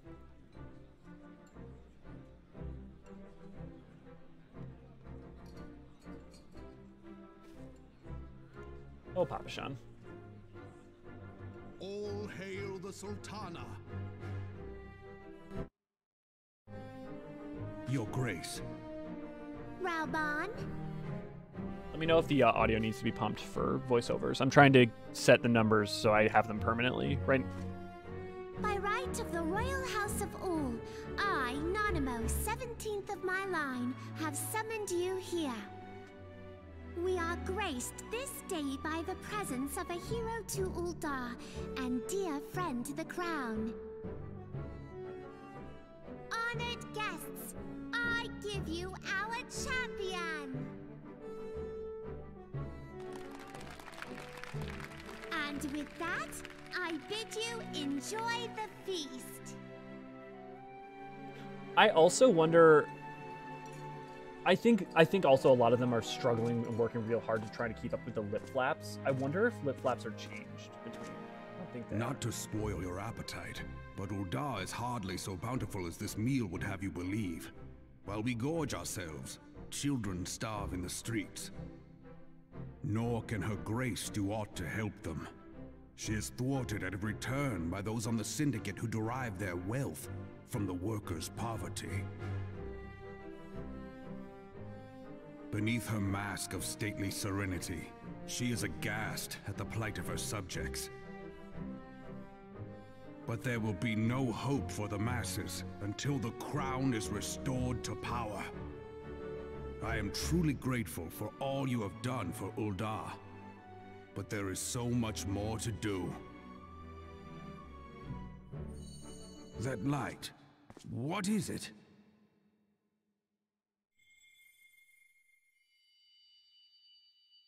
So bright, almost like by the 12. Tell me true, have you been troubled by strange dreams of late? Visions of the crystal? Mayhap you put them down to an excess of ether? Yes, you are like they were. Allow me to explain.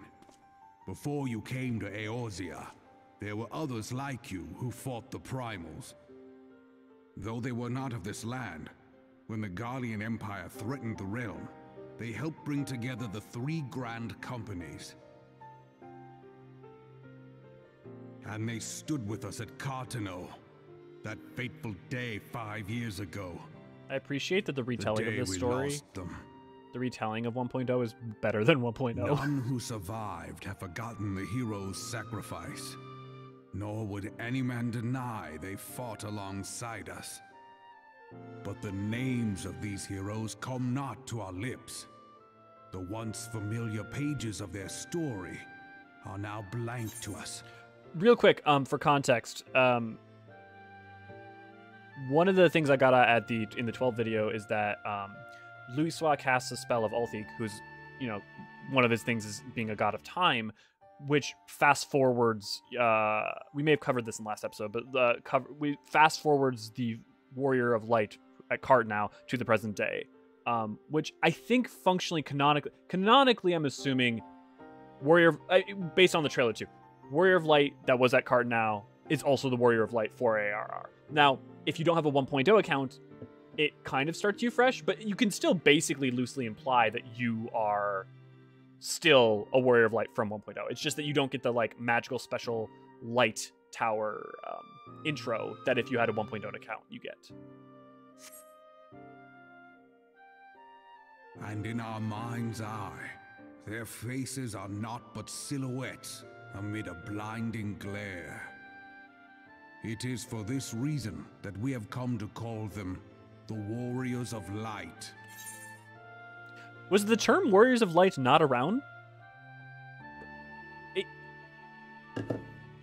I'm writing that down to see if there's any earlier incarnation. Because, like, 5.0 stuff, but, like, there are mentions of Warrior of Lights prior.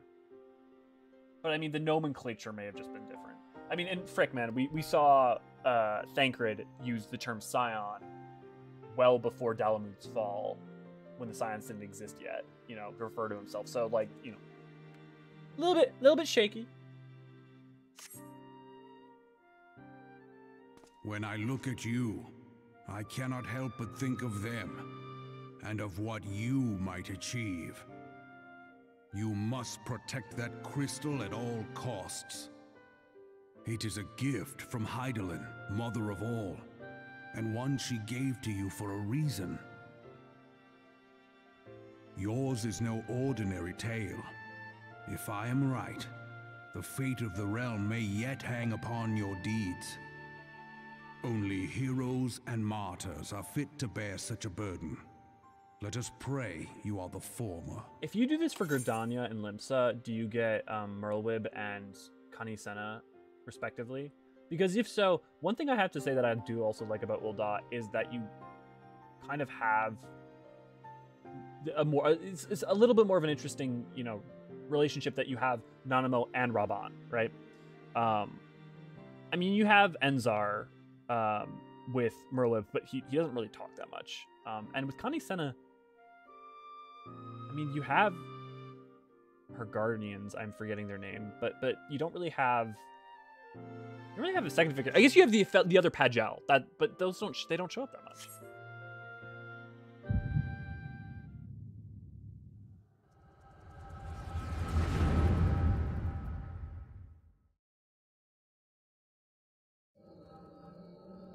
That's a really good point, Issa. I'll get back to that in a second.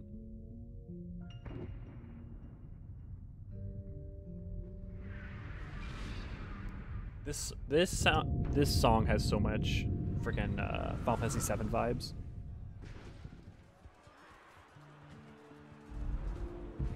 I mean, it makes sense. It's Uematsu, so. Flames to the fore! What I wouldn't give to be able to remove the static Victory effect from belongs Echo. to the bold. Show those imperial whore sons what we're made of. I don't mind when watching, but when trying to record, it's. The left flank buckles. Divert the barracudas. Bid them hold that position, though it costs them their lives. The yellow serpents are in need of succor. Pray, send the white wolves to their aid. The adventurers risk life and limb for our cause. We must not fail them. Who wants to have fun for a second? Look at her necklace. If you look it upside down, it looks like a unicorn.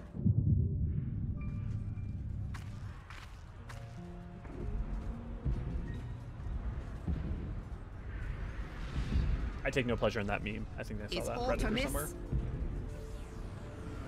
No, it is nothing.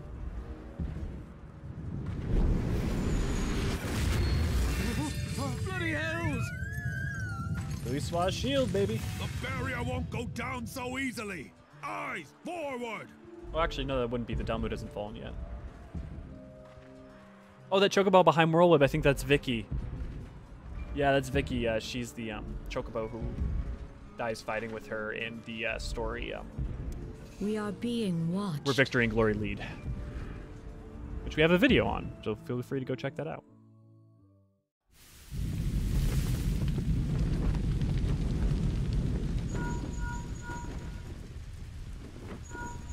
Raging Bull, calling Bloodthorn.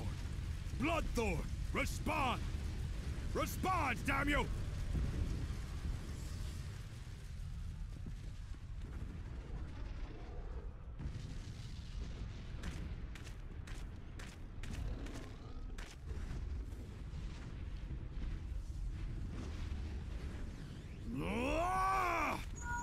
Raging Bull, this is Mad Snake. Respond. Ryder, this is Raging Bull. What news?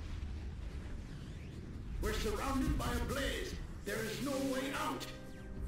God preserve, what is that thing? I can't What's imagine going fighting on? a card now. Speak to me! You're literally fighting a battle against overwhelming forces while an apocalypse happens.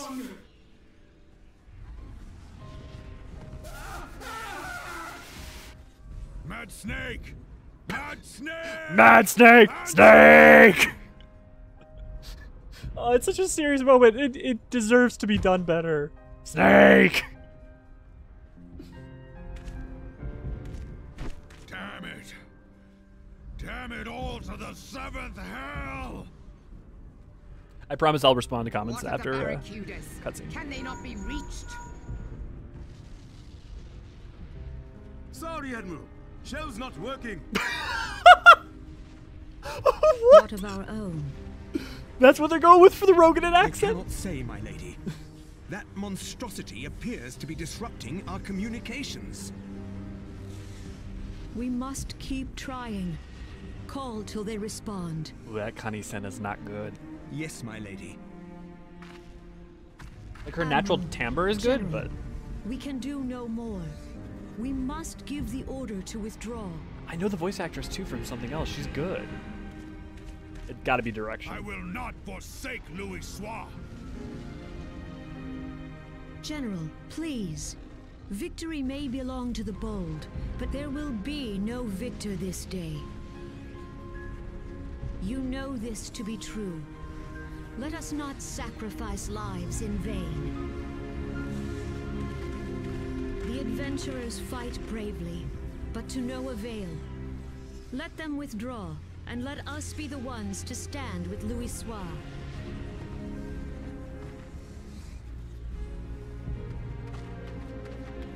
Belay previous orders. All Maelstrom units are commanded to fall back, effective immediately. That's one of the first lines she Give the gives. foreign levy priority. Let the main host cover their retreat and bring up the rear. And this is where Victory and Glory lead starts. Because that's the line she says as it goes into that. Huh. Relay the order. All flames are to withdraw. I don't care if our link cells are useless. You still have a working pair of legs, don't you? Well, use them, you bloody half-wit!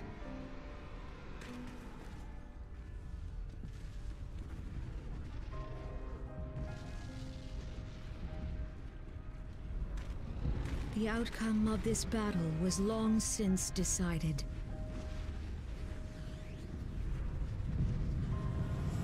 Better to retreat now than risk a massacre. I shall continue speaking in a monotone as literal rains of fire come down upon me. Just as an example. This dark, stifling presence. Who or what?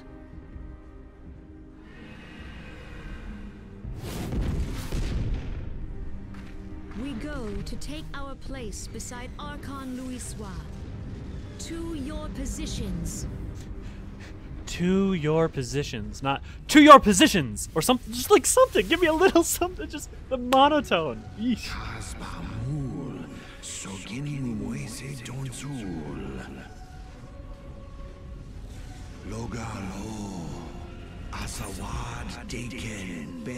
That's interesting. I never have seen eons written with an A. Like aeons as summons, like for Final Fantasy X stuff.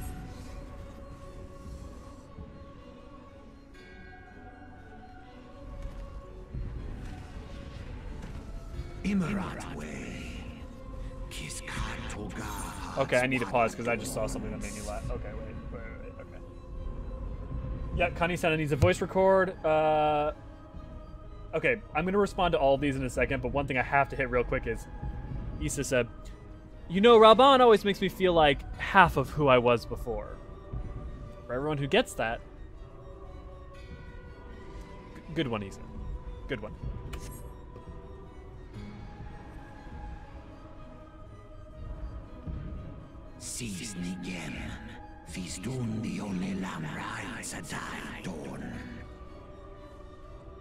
Okay, that fits in with our understanding.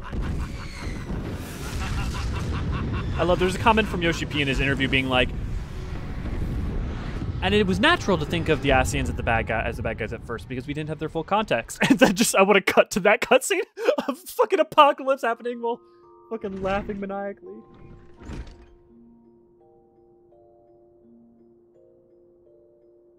Okay, cool. So, let's hit the chat real quick. Did you feel anything during the first cutscene of Bahamut that started the game? Weird question, but I remember seeing it without knowing anything about 14 action. Yes, Answers made me feel a lot in and of itself.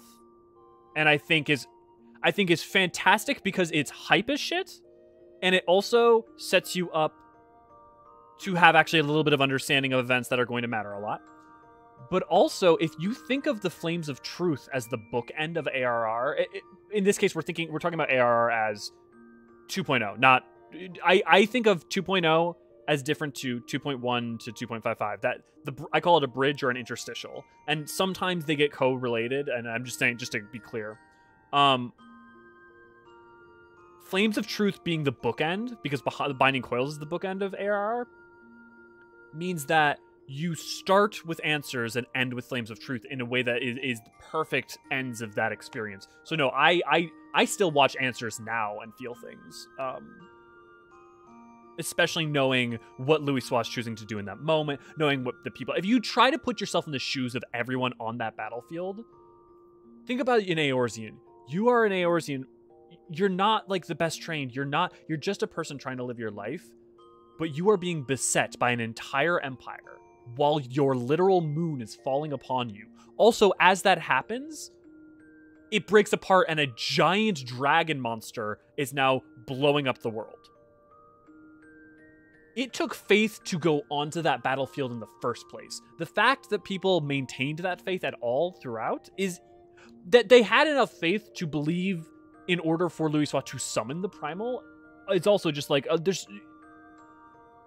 The more you think about the nuance and depth of a lot of the stuff going on in, especially the cutscenes, especially the pre-rendered cutscenes, but in all sorts of stuff with 14, the more you realize how deeply emotional and personal and sad or joyful or horrific a lot of it can be.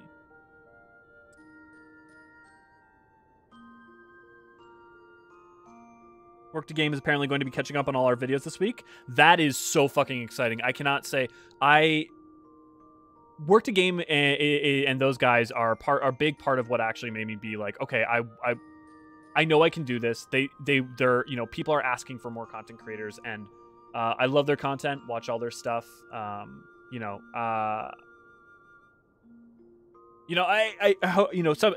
hope someday I might be able to do a collaboration or something with them, because I think they are all fantastic. And, even when sometimes I've had slightly different opinions, I've always really appreciated that they actually are engaging and having conversations about those opinions and the two of them don't always agree on everything. And I think that that's having multiple people conversing with each other who are very passionate and excited and positive, and having those two people disagree but super interested and excited to try and understand the other person, where they're coming from, and have that either be something that you can either better articulate your own feelings, or that's exciting, right? Just disagreement doesn't just have to be like bad conflict, doesn't just have to be like, a nightmare. Yeah, the voice acting is just oof. Wait, another question? Sorry. No, don't ever be sorry for questions. I'm super happy for you guys to engage and to talk to you. Wait, another question. If you don't win in this fight, how did you win versus the Garlean Empire? Thought Bahamut gave them both losses. That were too big to continue. Well, so Bahamut did. So the thing is that basically the fight was going on, but it wasn't going well. And the thought was, okay, we can fall back, you know, for a bit. But also, it also depends on which version of the, like, because in Answers, right, you're fighting literally up to the moment Bahamut breaks. The other thing is that knowledge doesn't get spread around immediately. So, actually, okay, looking at the short stories and Answers, it is explicit that the line that Merlwyb says about calling a retreat does not happen until Dalamud starts to fall. So at the point at which that happens and they're calling a retreat, Dalamud has begun to fall. So the retreat was not called. It's a little weird and wonky how it shows it there, but it was not called until Dalamud started to break apart. Also, we know that Garlemald. Here, let me fix the audio. Put the audio back up.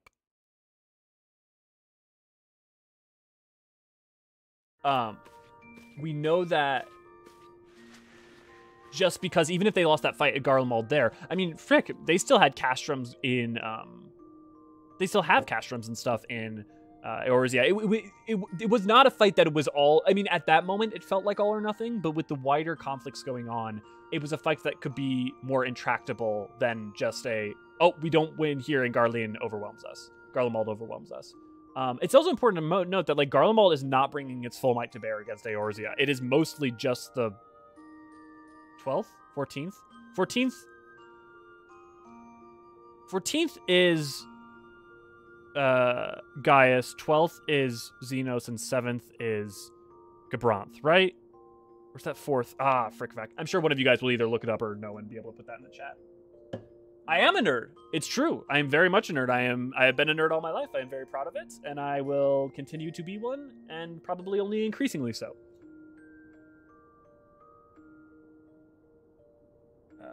Aeon Strife and StarCraft. Okay, that's a good example, Issa. That's a good one.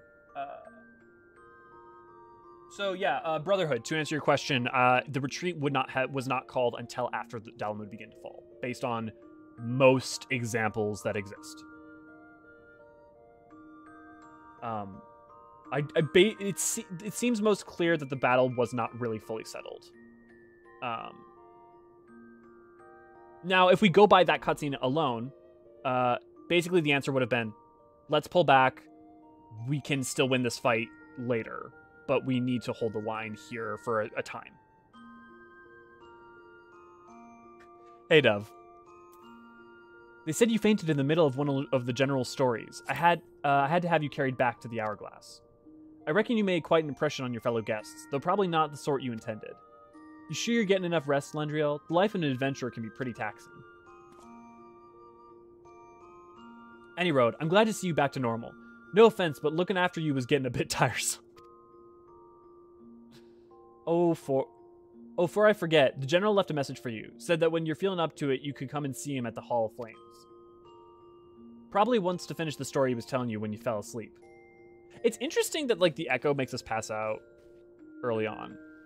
I wonder if it's just us getting used to the ability, or what. And I wonder when that stops. It's probably pretty early on. And I mean, there's also probably a correlation with the fact that we're getting stronger, and the stronger you get, you know, the more you can do things like teleport, right? Like, there's a reason that, like, the sick and the infirm are not able to really teleport at all, whereas those who are healthy can. Whether it's purely just etheric density or etheric power or not, I'm not sure.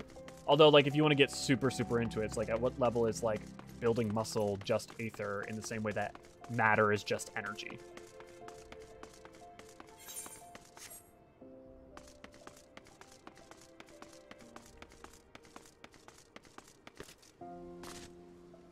It had elements of the 7th from Nail. Okay.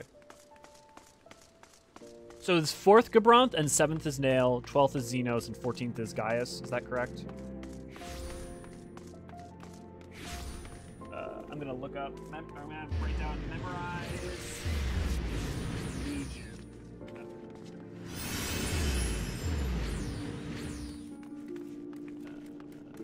12, 14, 7, and I know, I think there's at least 1 or 2 more than that we know about, but for now, that's the primary ones that we need to worry about. Oh wait, actually, yeah, he's flames. Does this bother anyone else? Okay. The immortal flames should be red, the maelstrom should be blue, and Gridania should be yellow or green. Like, is that just me? Like, I appreciate that reality is not like night, you know, always like super, but like your literal colors in PvP end up being that anyways, or they don't end up being. I think that's not quite right, but because red ends up being maelstrom, but like you have red, blue, and yellow anyways. Why is it black? Why is maelstrom's red? You're talking about a literal storm. It should be blue. Okay, I've said my piece. That's enough about that. I'd love to know if most of you either A, don't care, or B, think it's fine. I've been waiting for you, Lendriel. I trust you are fully recovered. Good, because there's much work to be done. Work that I would have you do.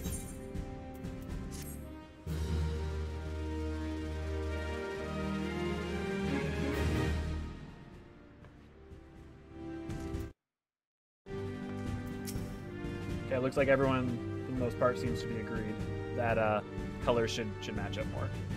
Listen well, Lendriel. This will take some time to explain. Raban means to entrust you with a task of the utmost importance. I prepared these letters for my counterpart in the Eorzean Alliance. We're going to see Merwib and Connie Senna. 5 years ago, we looked on powerless as our brothers and sisters were taken from us at Cardinal. First by the Garleans, and then by the thrice-damned Primal called forth by their treachery. Not a day goes by that I do not think of my fallen comrades, and the warriors of light of whom no trace remained. The tragedy of the calamity are not so easily forgotten, nor should they be. In remembering all we've lost, we're reminded of what we still have. And so I mean to mark the 5th anniversary of the Battle Cardinal with a memorial service honoring the fallen. It is my hope that my counterparts in the Alliance will agree to do the same. I would have you bear my words to them as my personal envoy. Why you? Because your deeds mark you out as the nearest thing I have to a warrior of light. I can think of none more worthy of the role. The question is, will you accept it? Oh, I should change my earrings. Then it is agreed. You will journey to Gridania and Limsalimens as my official representative. That's a great many malms to travel, but I've neither the time nor the patience to wait around while you do it on foot. Airship, airship, airship.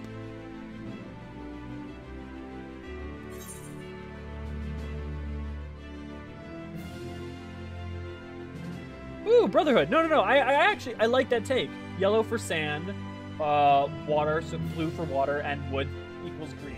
Yeah. No, I would be perfectly happy with that. I would be happy with anything that loosely felt like it just so doesn't work and feels so random for this that, like, in a sense, that fits more of the real world. Like, yes, people just picked things because, like, yeah, we were gonna put black for our color, and it's gonna be, but like, it just, I can also understand that, like, making it like red, green, and blue like that would feel video gamey, but like, at the very least, obviously it's never gonna change. But I would love to know what the rationale behind it is. I'm sure there actually is some information on it in the lore books that I'm forgetting, but I'd love to, like, talk to the person who, like, chose those designs. I also think it's a legacy thing. So, like, whenever that decision was made in 1.0, which 1.0 has plenty of problems, they ended up keeping it. So, hereby grant me permission to use the airship routes connecting the 3 city-states. Good thing I totally need that. Gone are the days when the airship travel is available to all. The ever-present threat of Imperial attacks has forced us to impose drastic restrictions out of concern for public safety. Fun fact, I also have a script that has been complete for like a month on airships, but I just haven't had time to produce it. These passes are only granted when circumstance demands it, as in this case. Though there were others who insisted you be granted one regardless. Aye, Lendriel, I am not alone in seeing it. You're special. Your potential is plain. But I have said enough. In the name of the Sultana, I bid you go forth. See for yourself the wonders of the realm for which the warriors of light risked all. Risk to your calling and Rise to your calling and fulfill your purpose. And should your path be barred by men or beast, strike fast and true, for victory belongs to the bold. Now go, Lendriel, and heed the crystal's guidance should you ever lose your way. I hope we get a little bit about people reconciling with Hydaelyn as an entity and their place in it. I don't know how widespread the information of the ancients will ever become, but I do think that there's, like, cosmologically and spiritually and religiously, you have to wonder how that affects, you know, affects people, you know, and affects their experience and how to think about the world.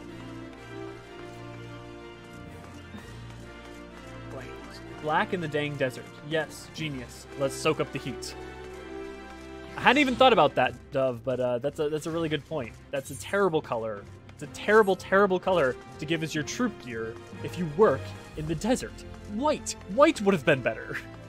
Anything else would have been better. And to Brotherhood's point, yellow. Yellow would have been a pretty good choice in that case.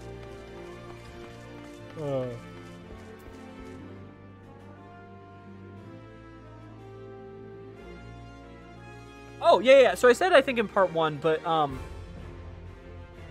it's not clear. What it probably is that Louisoix's use of the spell of Althik, casting that and pushing the Warrior of Light forward in time is probably responsible. The reason I say that is because their faces are really the only thing. Well, okay. There's some stories and some things about how people misremember the calamity itself as somewhat different. So there's two possibilities here, or both of them could be tied together. Either, when a calamity happens, the world gets fucky, and people like certain things just get messed with people's memories, and that makes sense because if you're restoring a shard to the source, that's a lot of aether. We know that aether can have weird effects on people. You know, like, there's a lot of reasons to assume that, like, things could get fucky during a calamity. The other thing is that the spell of Althik, like I said, cast by Louisoix. And the fact that so specifically the Warriors of Light are not remembered makes me think it's that, but it's possible it's both. The out-of-context reason is they needed to be able to explain it, or the out-of-universe example is that they need to be able to explain why no one remembers you if you had a 1.0 legacy character. But yeah.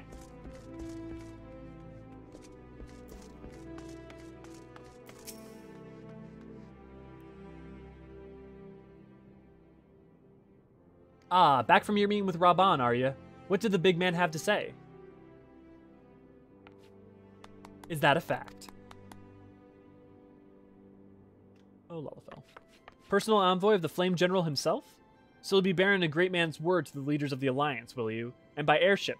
Bugger me, that's an honor and a half, that is. But I can't think of anyone who deserves it more. I'm proud of you, Lendriel. I truly am. Okay, we can say by the fact that she has this relationship with you, it's probably been at least a month, right? It's been at least a month that you've been... I'm always fascinated with the time bubble, and I've been keeping track and writing down every example of specific time passing.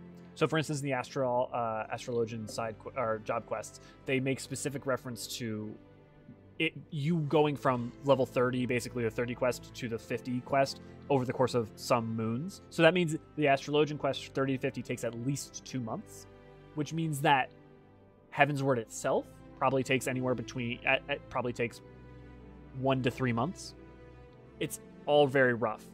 But if we combined all the timeline, all the information of the timeline we know, probably the best guess, we know it's been fewer than like 5 years because we know that Alfino and Alice haven't gone through the growth spurt. There's a very specific comment on that, or haven't gone through the growth, and that can happen not up into Elzin's 20s. They're 16. It's probably pretty fair to say that it is almost certainly been more than 1 year and less than 5 years between the start of A Realm Reborn and 5.5. I would guess it's been about 2 years. There are some reasons to argue it's been less. There are some reasons to argue it's been more. But in case you ever were wondering how long it's been, the thing that I can tell you is that based off of all the dialogue I've gotten so far from the different expansions that are explicit, it's been at least a year. It's been at least 1 year. I think it's probably been closer to 2, and it may have been. Yep, Doma has a year reference. So I haven't gone through all of Stormblood to check for those references yet. So and Shadowbringers is very vague. It seems like it's probably been at a month to 2 months. So I operate under the assumption that it's been 2 years. Alice and Alphino are about 18, and that could be wrong, but I find it's a very good, framework to work under. Now, I dare say Raban told you, but not many people go to the airship these days. In fact, most folk go to their graves having never once seen Eorzea from above. And that's because the Garleans were shooting everyone out of the sky. Poor buggers shuffle off to meet Thal, having never known the blues of Limsa Laminsa's shimmering seas or the myriad greens of the leafy Gridania.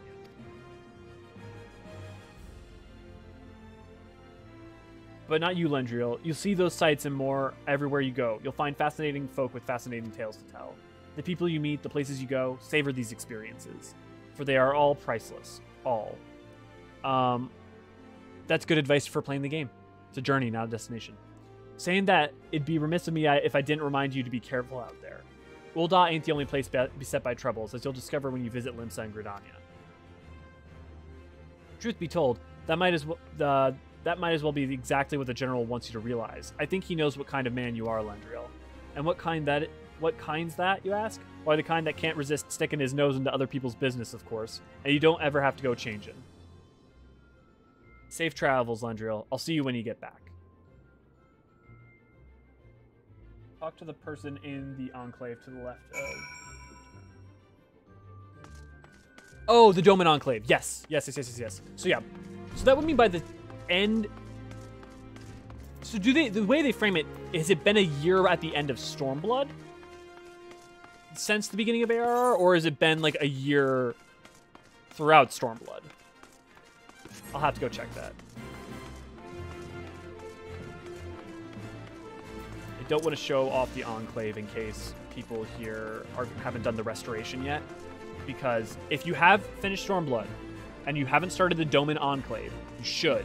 Because one, it's kind of time-gated, so it's nice to do. But two, it's really lovely, like a lot of the other stories in the game. It's a lovely bit of making you feel like you're actually changing the world for the better and making things change and grow and improve, especially in the face of the events of Stormblood. I think it's a really lovely thing. It's been a year since the rebellion was put down. Yes, which is when Ugiri fled. Yes. Okay, I do remember that now.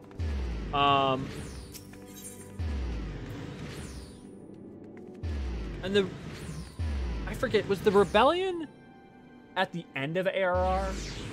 Like, because I know she arrives, obviously, shortly after that, but she's probably been sailing for a while. But it's also been a bit of time between 2.0 and 2.1. I forget when exactly. I have notes on the dates for this. Oh no, I gotta go to the airship landing.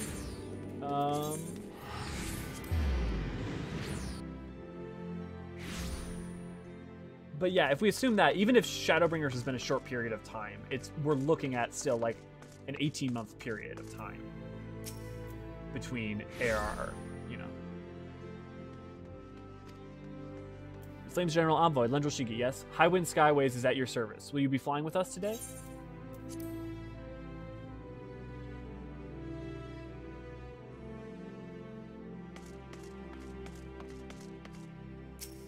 Oh, I love airships.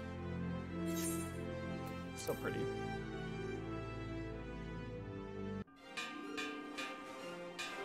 If you guys have an interest in a video on airships, let me know and I'll actually put more time and effort into producing that video. I kind of let it by the back burner because it seems like kind of like making a video on Ceruleum, which would be an interesting use of time. Attention all passengers, to the airship bound for Limsa Laminsa is about to depart. Please make your way to the boarding gate. Love the frickin'. Also the airship / main theme for Final Fantasy is a banger.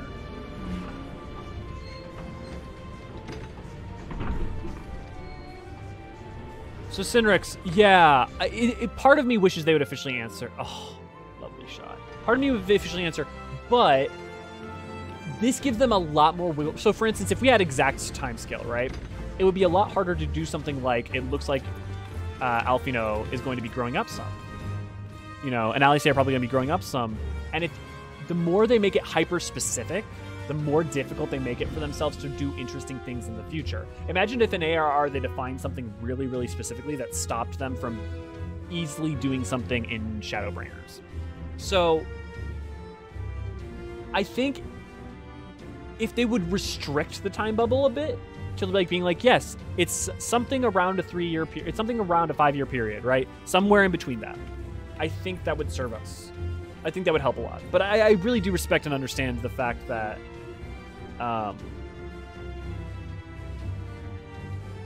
may you always walk in the light of the crystal.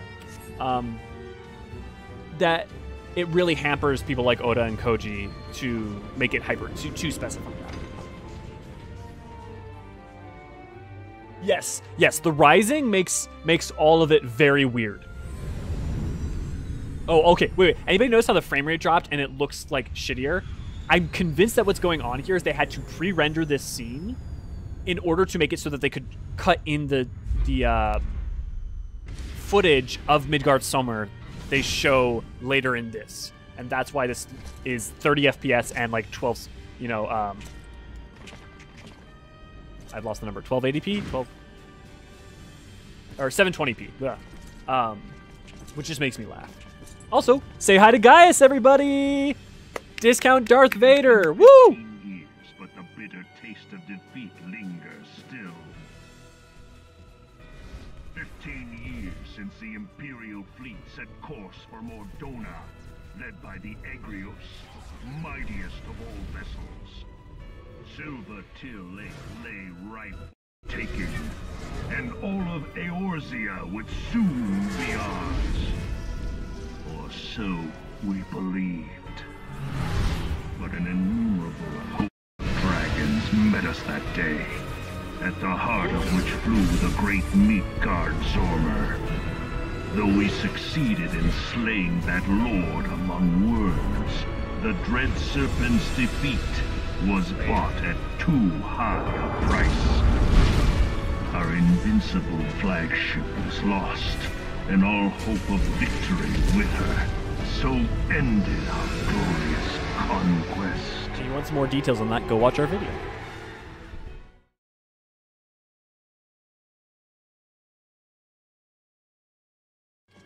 Eorzea, a blighted realm, riddled with false gods. Twice now it has eluded the Empire's grasp. For all the destruction it wrought, even Meteor, the great sin, failed to yield us control over it. And for this failure, the realm has sunk deeper into depravity. A comment on the Discount Darth Vader quote real quick. It's not just the armor and the voice. If you like, go do Praetorium again and look at his dialogue. The amount of things that are direct references to things Darth Vader says in Star Wars is hysterically funny. So he's basically half Darth Vader and half Goku when he goes full gold armor.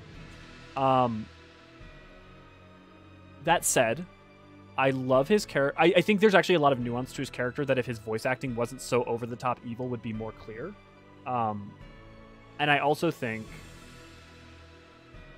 they go places with him that are really lovely and powerful and interesting and worthwhile. So it is twisted beyond all reckoning, rotten nigh to the core. Yet it must be saved. Sorry, I'm bouncing Only audio. Garlean rule can bring order to Eorzea. It falls to us to deliver the misguided masses from their ignorance. Trying to balance it. And We are of one mind, Lord Van Balzar. I'll make sure to point out when Gaius actually has lines that kind of show his character as it's portrayed later on. I think it's worth noting that he didn't just like 180 or something. Like there's a lot of the same traits are present. Senior engineers, please report to Magitech research following scheduled inspection. Sorry, Alaris. Best adoptive daddy is Thancred, no question. But yes. His meritocracy focus. Is the Legatus really planning to take another tilt at Eorzean? His meritocracy focus and way of being have actually ended up making him a pretty decent father. Hey? What hole have you been hiding in? We're in the midst of preparing for a new campaign, and a huge one at that.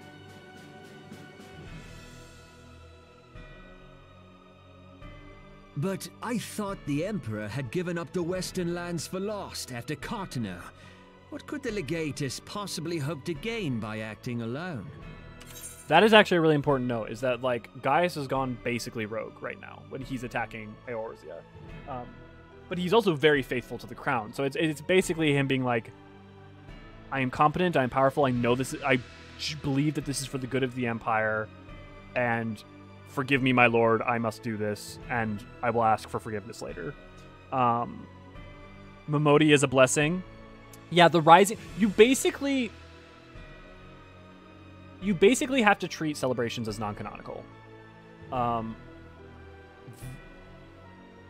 Otherwise, they just don't make sense. And some of them don't make sense anyways. I love them. Don't disregard them.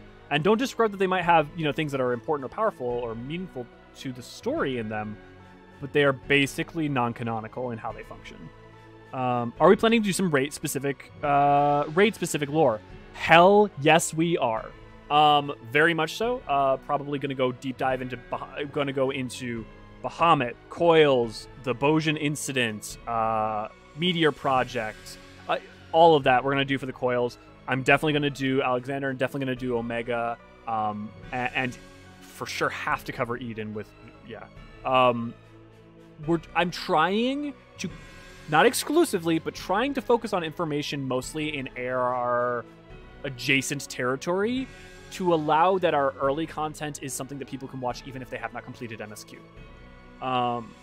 However, over the course of time, we will be moving forward. I probably won't do anything first related until Eorzean Encyclopedia Volume 3 comes out, however.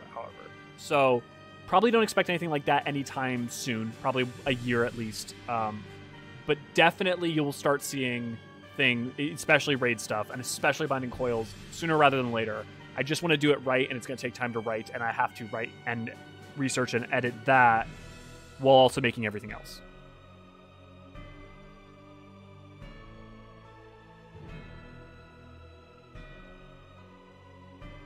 Yes, they are going to revisit that trial. I think you could just make it a trust system battle. I think that's the easy way to deal with it. Just make it a story event that's a trust system thing.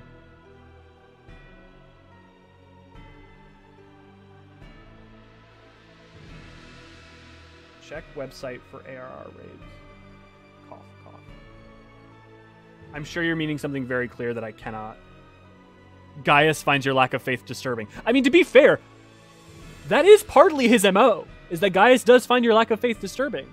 Or actually, no, more accurately, he finds your faith disturbing. And your faith, because it creates primals. Also, if you want to laugh hysterically... I sense you harbor certain doubts over the wisdom of the Legatus' plan. If you want to laugh hysterically, go play Praetorium and laugh as he talks about all the things that are wrong with Eorzea and how many of them are true, if not more true, of Garlemald.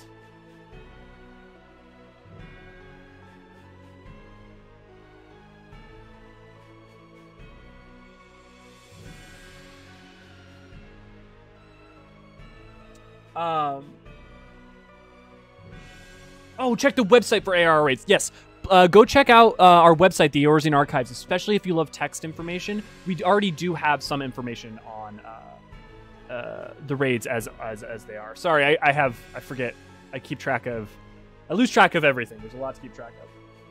I heard they might do trust down to ARR, which, well, that could complicate things, but yes. So, based on YoshiP's comments in general, and a lot of the things lately, I think it's pretty clear they're going to backwards introduce trusts. Definitely in Stormblood, at least. I mean, we don't even have squadrons there, but I would assume earlier on. And I think that would make a lot of people's lives easier and better. I think it's just a question of when, and I think the answer is before 7.0.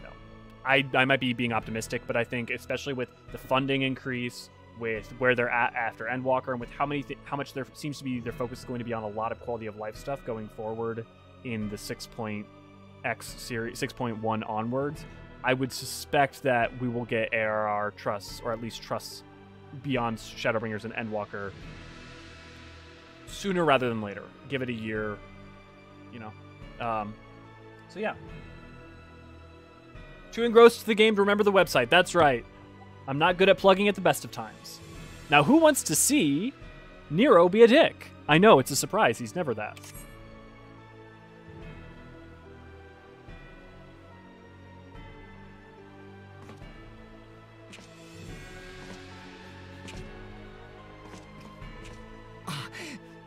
My lord! Please, call me Nero. Tell me, where were you born? I actually think Nero's is Othard, my lord. pretty good. Othard. Amigo, my lord. Fun. Think about that. Those two represent Stormblood. You got Othard and Alamigo. Girabanya and fucking Doma. Jeez, can't figure out why I'm getting that. Ah, codename Hummingway, I presume. I don't know what you... Silence. Your denials will not change your fate. I assure you, Frumentarium sees all.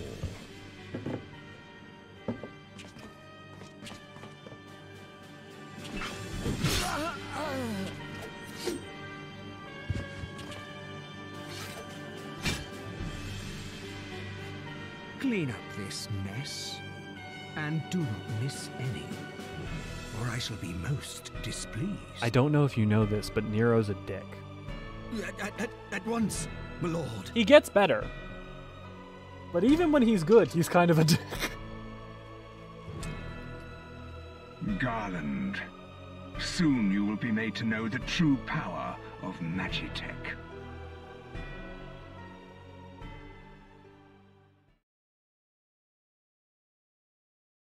We survive through teamwork. Issa wonders how we survive, and we survive through teamwork. Good at making great content, and you guys watching us. So thank you. It really means a lot to actually have like an audience engaging with both our content, our streams. I cannot thank you enough for your comments, your views, your time, and your passion. So like, I know it's very easy to like hear someone say this or go off the road stuff or do all the things, you know, like, comment, subscribe, thanks for you to do it. But like, no, truly, sincerely, powerfully from the bottom of my heart, thank you. It really does mean a lot to me. And I plan to keep continuing making that content for as long as people are engaging with it. And possibly even if they aren't.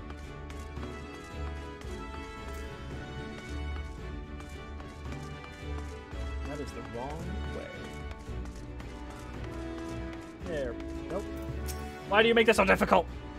Ah, you must be the envoy for Ul'dah. Welcome to Laminsa, sir. Admiral Bluefistfin awaits your arrival.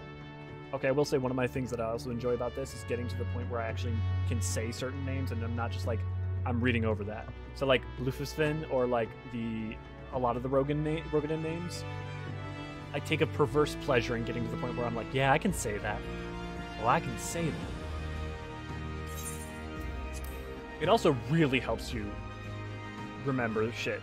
Like, it's not just even hearing out loud, but once you have to get to the point where you have to write something and also you need to read it out loud, you get pretty decent at remembering it, because you whether it be because you have to record it 4 freaking separate times, or even just because, you know, you're terrified you might mess it up, so it gets stuck in your brain. You're the Ul'dah envoy. Welcome to Laminsa.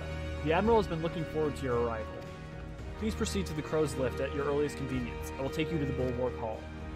Once there, pray speak with Xanthel. He will be pleased to show you in the Admiral's command room on the bridge. Okay, here's the thing. If their armor was blue, it would make then blend into the sea, which would be hard for them to see. So, bear with me still. Orange. At least then it's polar opposite of blue. Makes, you know, like, at least orange is then it's like, okay, because it's for contrast and, you know, the sea and, you know, complementary colors.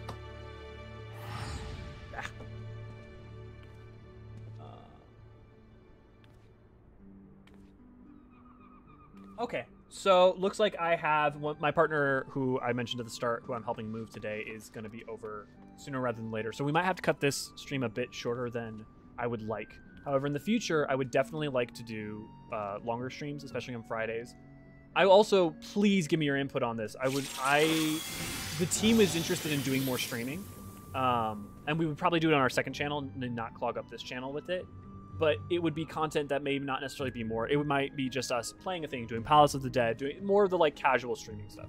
If you're not interested in it, that is fine. I don't watch a ton of streaming either, so like that's no harm, no foul. But if you are interested in us doing stuff like that, or answering questions or talking to us, please let us know, because if you guys let us know, we'll make it. It's just a question of should we invest our time, you know, and we're less likely to if we don't know if anyone's interested. Once there, pray speak with Xanthel. He will be pleased to show you in the Admiral's command room on the bridge.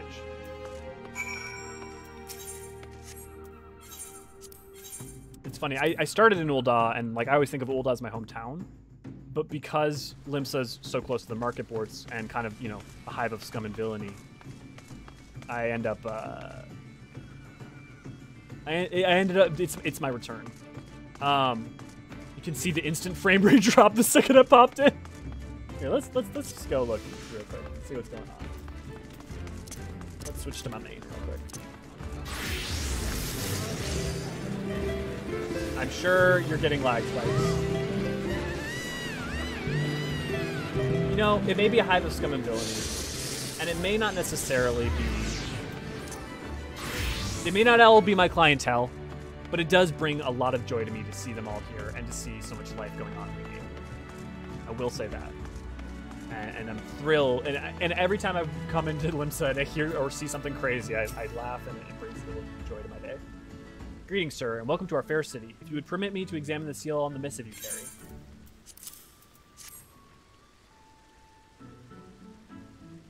Yes, everything seems to be in order. My apologies. We can't afford to be complacent, you understand. Please step this way. More streams are alright. Okay, in that case, I will definitely... We'll start posting more streams to Eorzean Plus. So if you're not subscribed to Eorzean Plus, please do, because that will be where they're hosted, and we don't have community posting on that yet. We have to get more subscribers for that. Yeah, I'm gonna read chat. So the silver-tongued merchants send an adventurer to speak for them. It appears the Uldans place great faith in you. This way.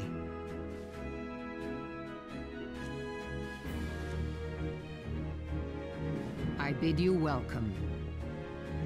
I am Melve Blufisvin, Admiral of Limsa Lominsa, and Commander of the Maelstrom. Now, what news from Thanalan?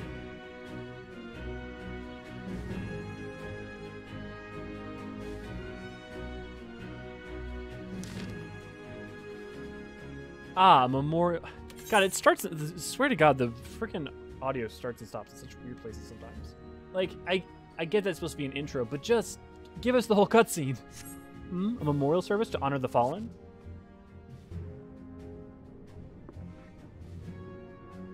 I don't want to spoil it in case you haven't played it, but Enzar, the guy on her left, you should look into his backstory. It's an interesting one. 7 hells. Has it been 5 years? 5 years since the Garlean Empire sought to wrest Eorzea from our grasp. It was an answer to the imperial threat that the city-state formed the Grand Companies and forged the Eorzean alliance anew. But Garlemald was not content to wager all on a simple contest of martial might. They had other plans, the Meteor Project. We definitely are going to make a video on the Meteor Project because it ties into so much, and it's not that it's not clearly explained, but the parts of information about it are hidden throughout 1.0, 2.0, and Boja in such a way that, like, it needs to be consolidated. Legatus Nail Van Darnus, Hells take him, and I really wish that they would fix the localization issue there and just, like, make it like, no, it was it's fine. There's a weird thing around a localization issue that happened with Nail that they try to hand wave a little bit in Binding Quiz. Intended to cleanse our realm by snatching the Lesser Moon Dalamud from the heavens and casting it down upon our heads. Desperate to prevent this lunatic scheme, we marched our forces to Cardinal Flats and there met with the 7th Imperial Legion in battle. Okay, so yep. So it was the 7th, mainly, not the 12th. But Gaius was present? Interesting. Never have I seen a fight like the Battle of Cardinal. I've seen full many. But though we gave no quarter and spared not an ounce of effort, we could not prevent what followed. From inside the shell of Dalamud came the winged nightmare, a dragon the size of a bloody city. 'Twas the elder primal Bahamut bent on making an 8th hell of Eorzea. Also, if you've watched our, 12 video, you'll understand why people refer to the 8, making an 8th hell, right? Oh, you'll understand the heavens and hell in general. Also, okay, I know I keep pausing and starting, but I am so excited that the Mists of the Realm is probably definitely going to use inspiration of the heavens and hells in it. That's just exciting. In the space of a breath, the legions of the Empire were set aflame, and while our own armies fared little better, 'twas as if the whole world was burning. Words cannot well describe the scene. And yet, by some miracle, a few among us were spared. Even as I steeled myself for death, a blinding white light enveloped me, robbing me of my senses. When I regained them, the dragon was gone, and the still smoldering land was warped beyond all knowing. When Archon Louis was still with us, he would have doubtless shed some light on these unfathomable happenings. Alas, he is not, and I fear we will want for wisdom in the days to come. So, that makes it sound like the Flash of Light. The Flash of Light could have been the returning of the Shard to the Source. The Flash of Light could have been the Althing spell. So, going back to the earlier conversation we had, it's a little ambiguous. There might be a specific answer somewhere hidden in the game, but based on what I know, which is a decent amount, it's one or both of those answers. I'm gonna read chat real quick. Oh hey, Cinrix would love to team up with you. I would love to do content with any of you guys, especially with like server transfer coming up. Where we can definitely do. I would love to like host a trial nights or whatever sounds fun. Because a lot of the content in this game either I haven't gotten to for glams, like I've done, but I haven't. Maybe I'm missing a mount or two. Then I'd love to do it for that, or if like it's just something fun. Sarian, sorry if I missed you. Thanks so much for popping in. It really means a lot. Like, I cannot emphasize enough. Anytime any of you pop in or talk, or converse, I really appreciate it. 8th Hell, 8th Umbrella. So, probably not. Because the 7th Hell, the Hells and Heavens would have existed as far back as Alag, which was the 3rd Astral Era. And it would be weird to have 7 Heaven and Hells and have them correlate to Umbral Eras at the point at which there were only 3 Umbral Eras. And on top of that, there in theory will need to be 13 by the end. So it doesn't match up there. However, there is a lot of repetition of numbers, so maybe there's something there.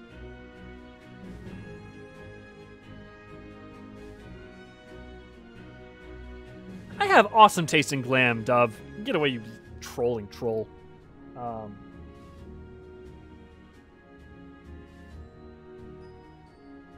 looking forward to maybe getting our own Dante in this. I'm down. Yes. Getting a little bit Dante's Inferno going, definitely. So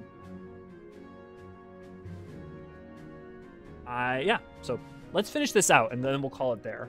Were Archon Louis still with us, he would doubtless shed some light on these. Oh, you already got that. For while our nation struggles to recover from the devastation, the Beastmen call forth their damned primals to torment us anew. Unless we put aside our differences and rebuild now, our foes will catch us unprepared. And I speak not only of the Beastmen. Do not imagine that the Empire has forsaken its claim on Eorzea. The Imperials crowd our borders, waiting to strike. Damn it all, we need champions to replace those we lost. But such thoughts are worse than worthless. Time is short, and none will save us save ourselves. If the duty of every soul who survived the calamity is to work together for the good of Eorzea, and this memorial service may be the very thing to unite us? Aye, Raban has the right of it. I accept his proposal.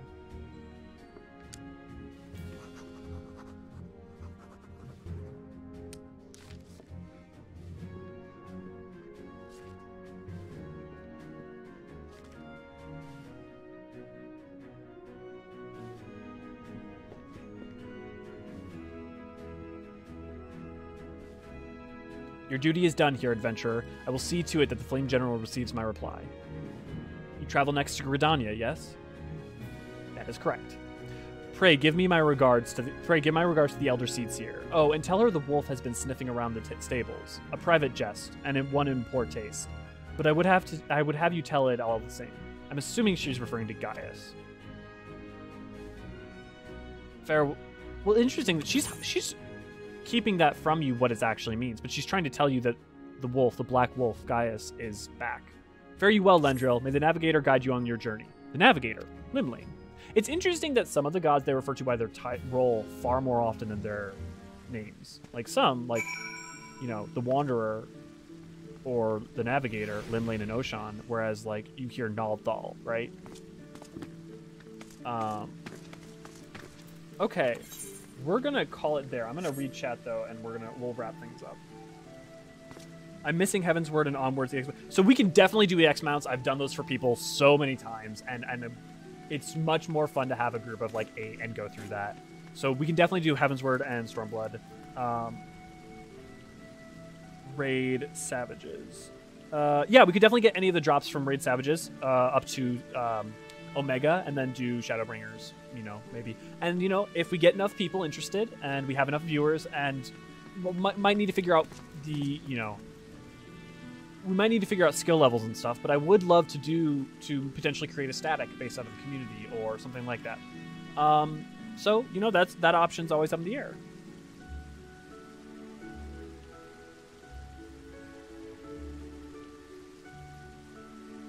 Oh, Yusa. Yes, a giant flashlight. That's definitely what... Okay, Dove. So, with all that said, thank you so much for showing up. Thank you so much for watching. Thank you so much for being here. I cannot, for the umpteenth time this stream, express how much it means to me. And it also really helps our watch hours, which means that at some point... Right now, we have almost enough subscribers to be monetized, but we will soon... if we get some more watch hours, we'll be able to have the watch time to be monetized. Because our videos are shorter, we have to have a lot more of them watched in order to get the same amount of time in order to be monetized. Also, we're looking at, you know, and probably soon will open up our Patreon with some rewards, and would love it if you have any interest or extra income. And if not, don't worry about it. We're not going to restrict a lot behind there. It's it'll be details to come.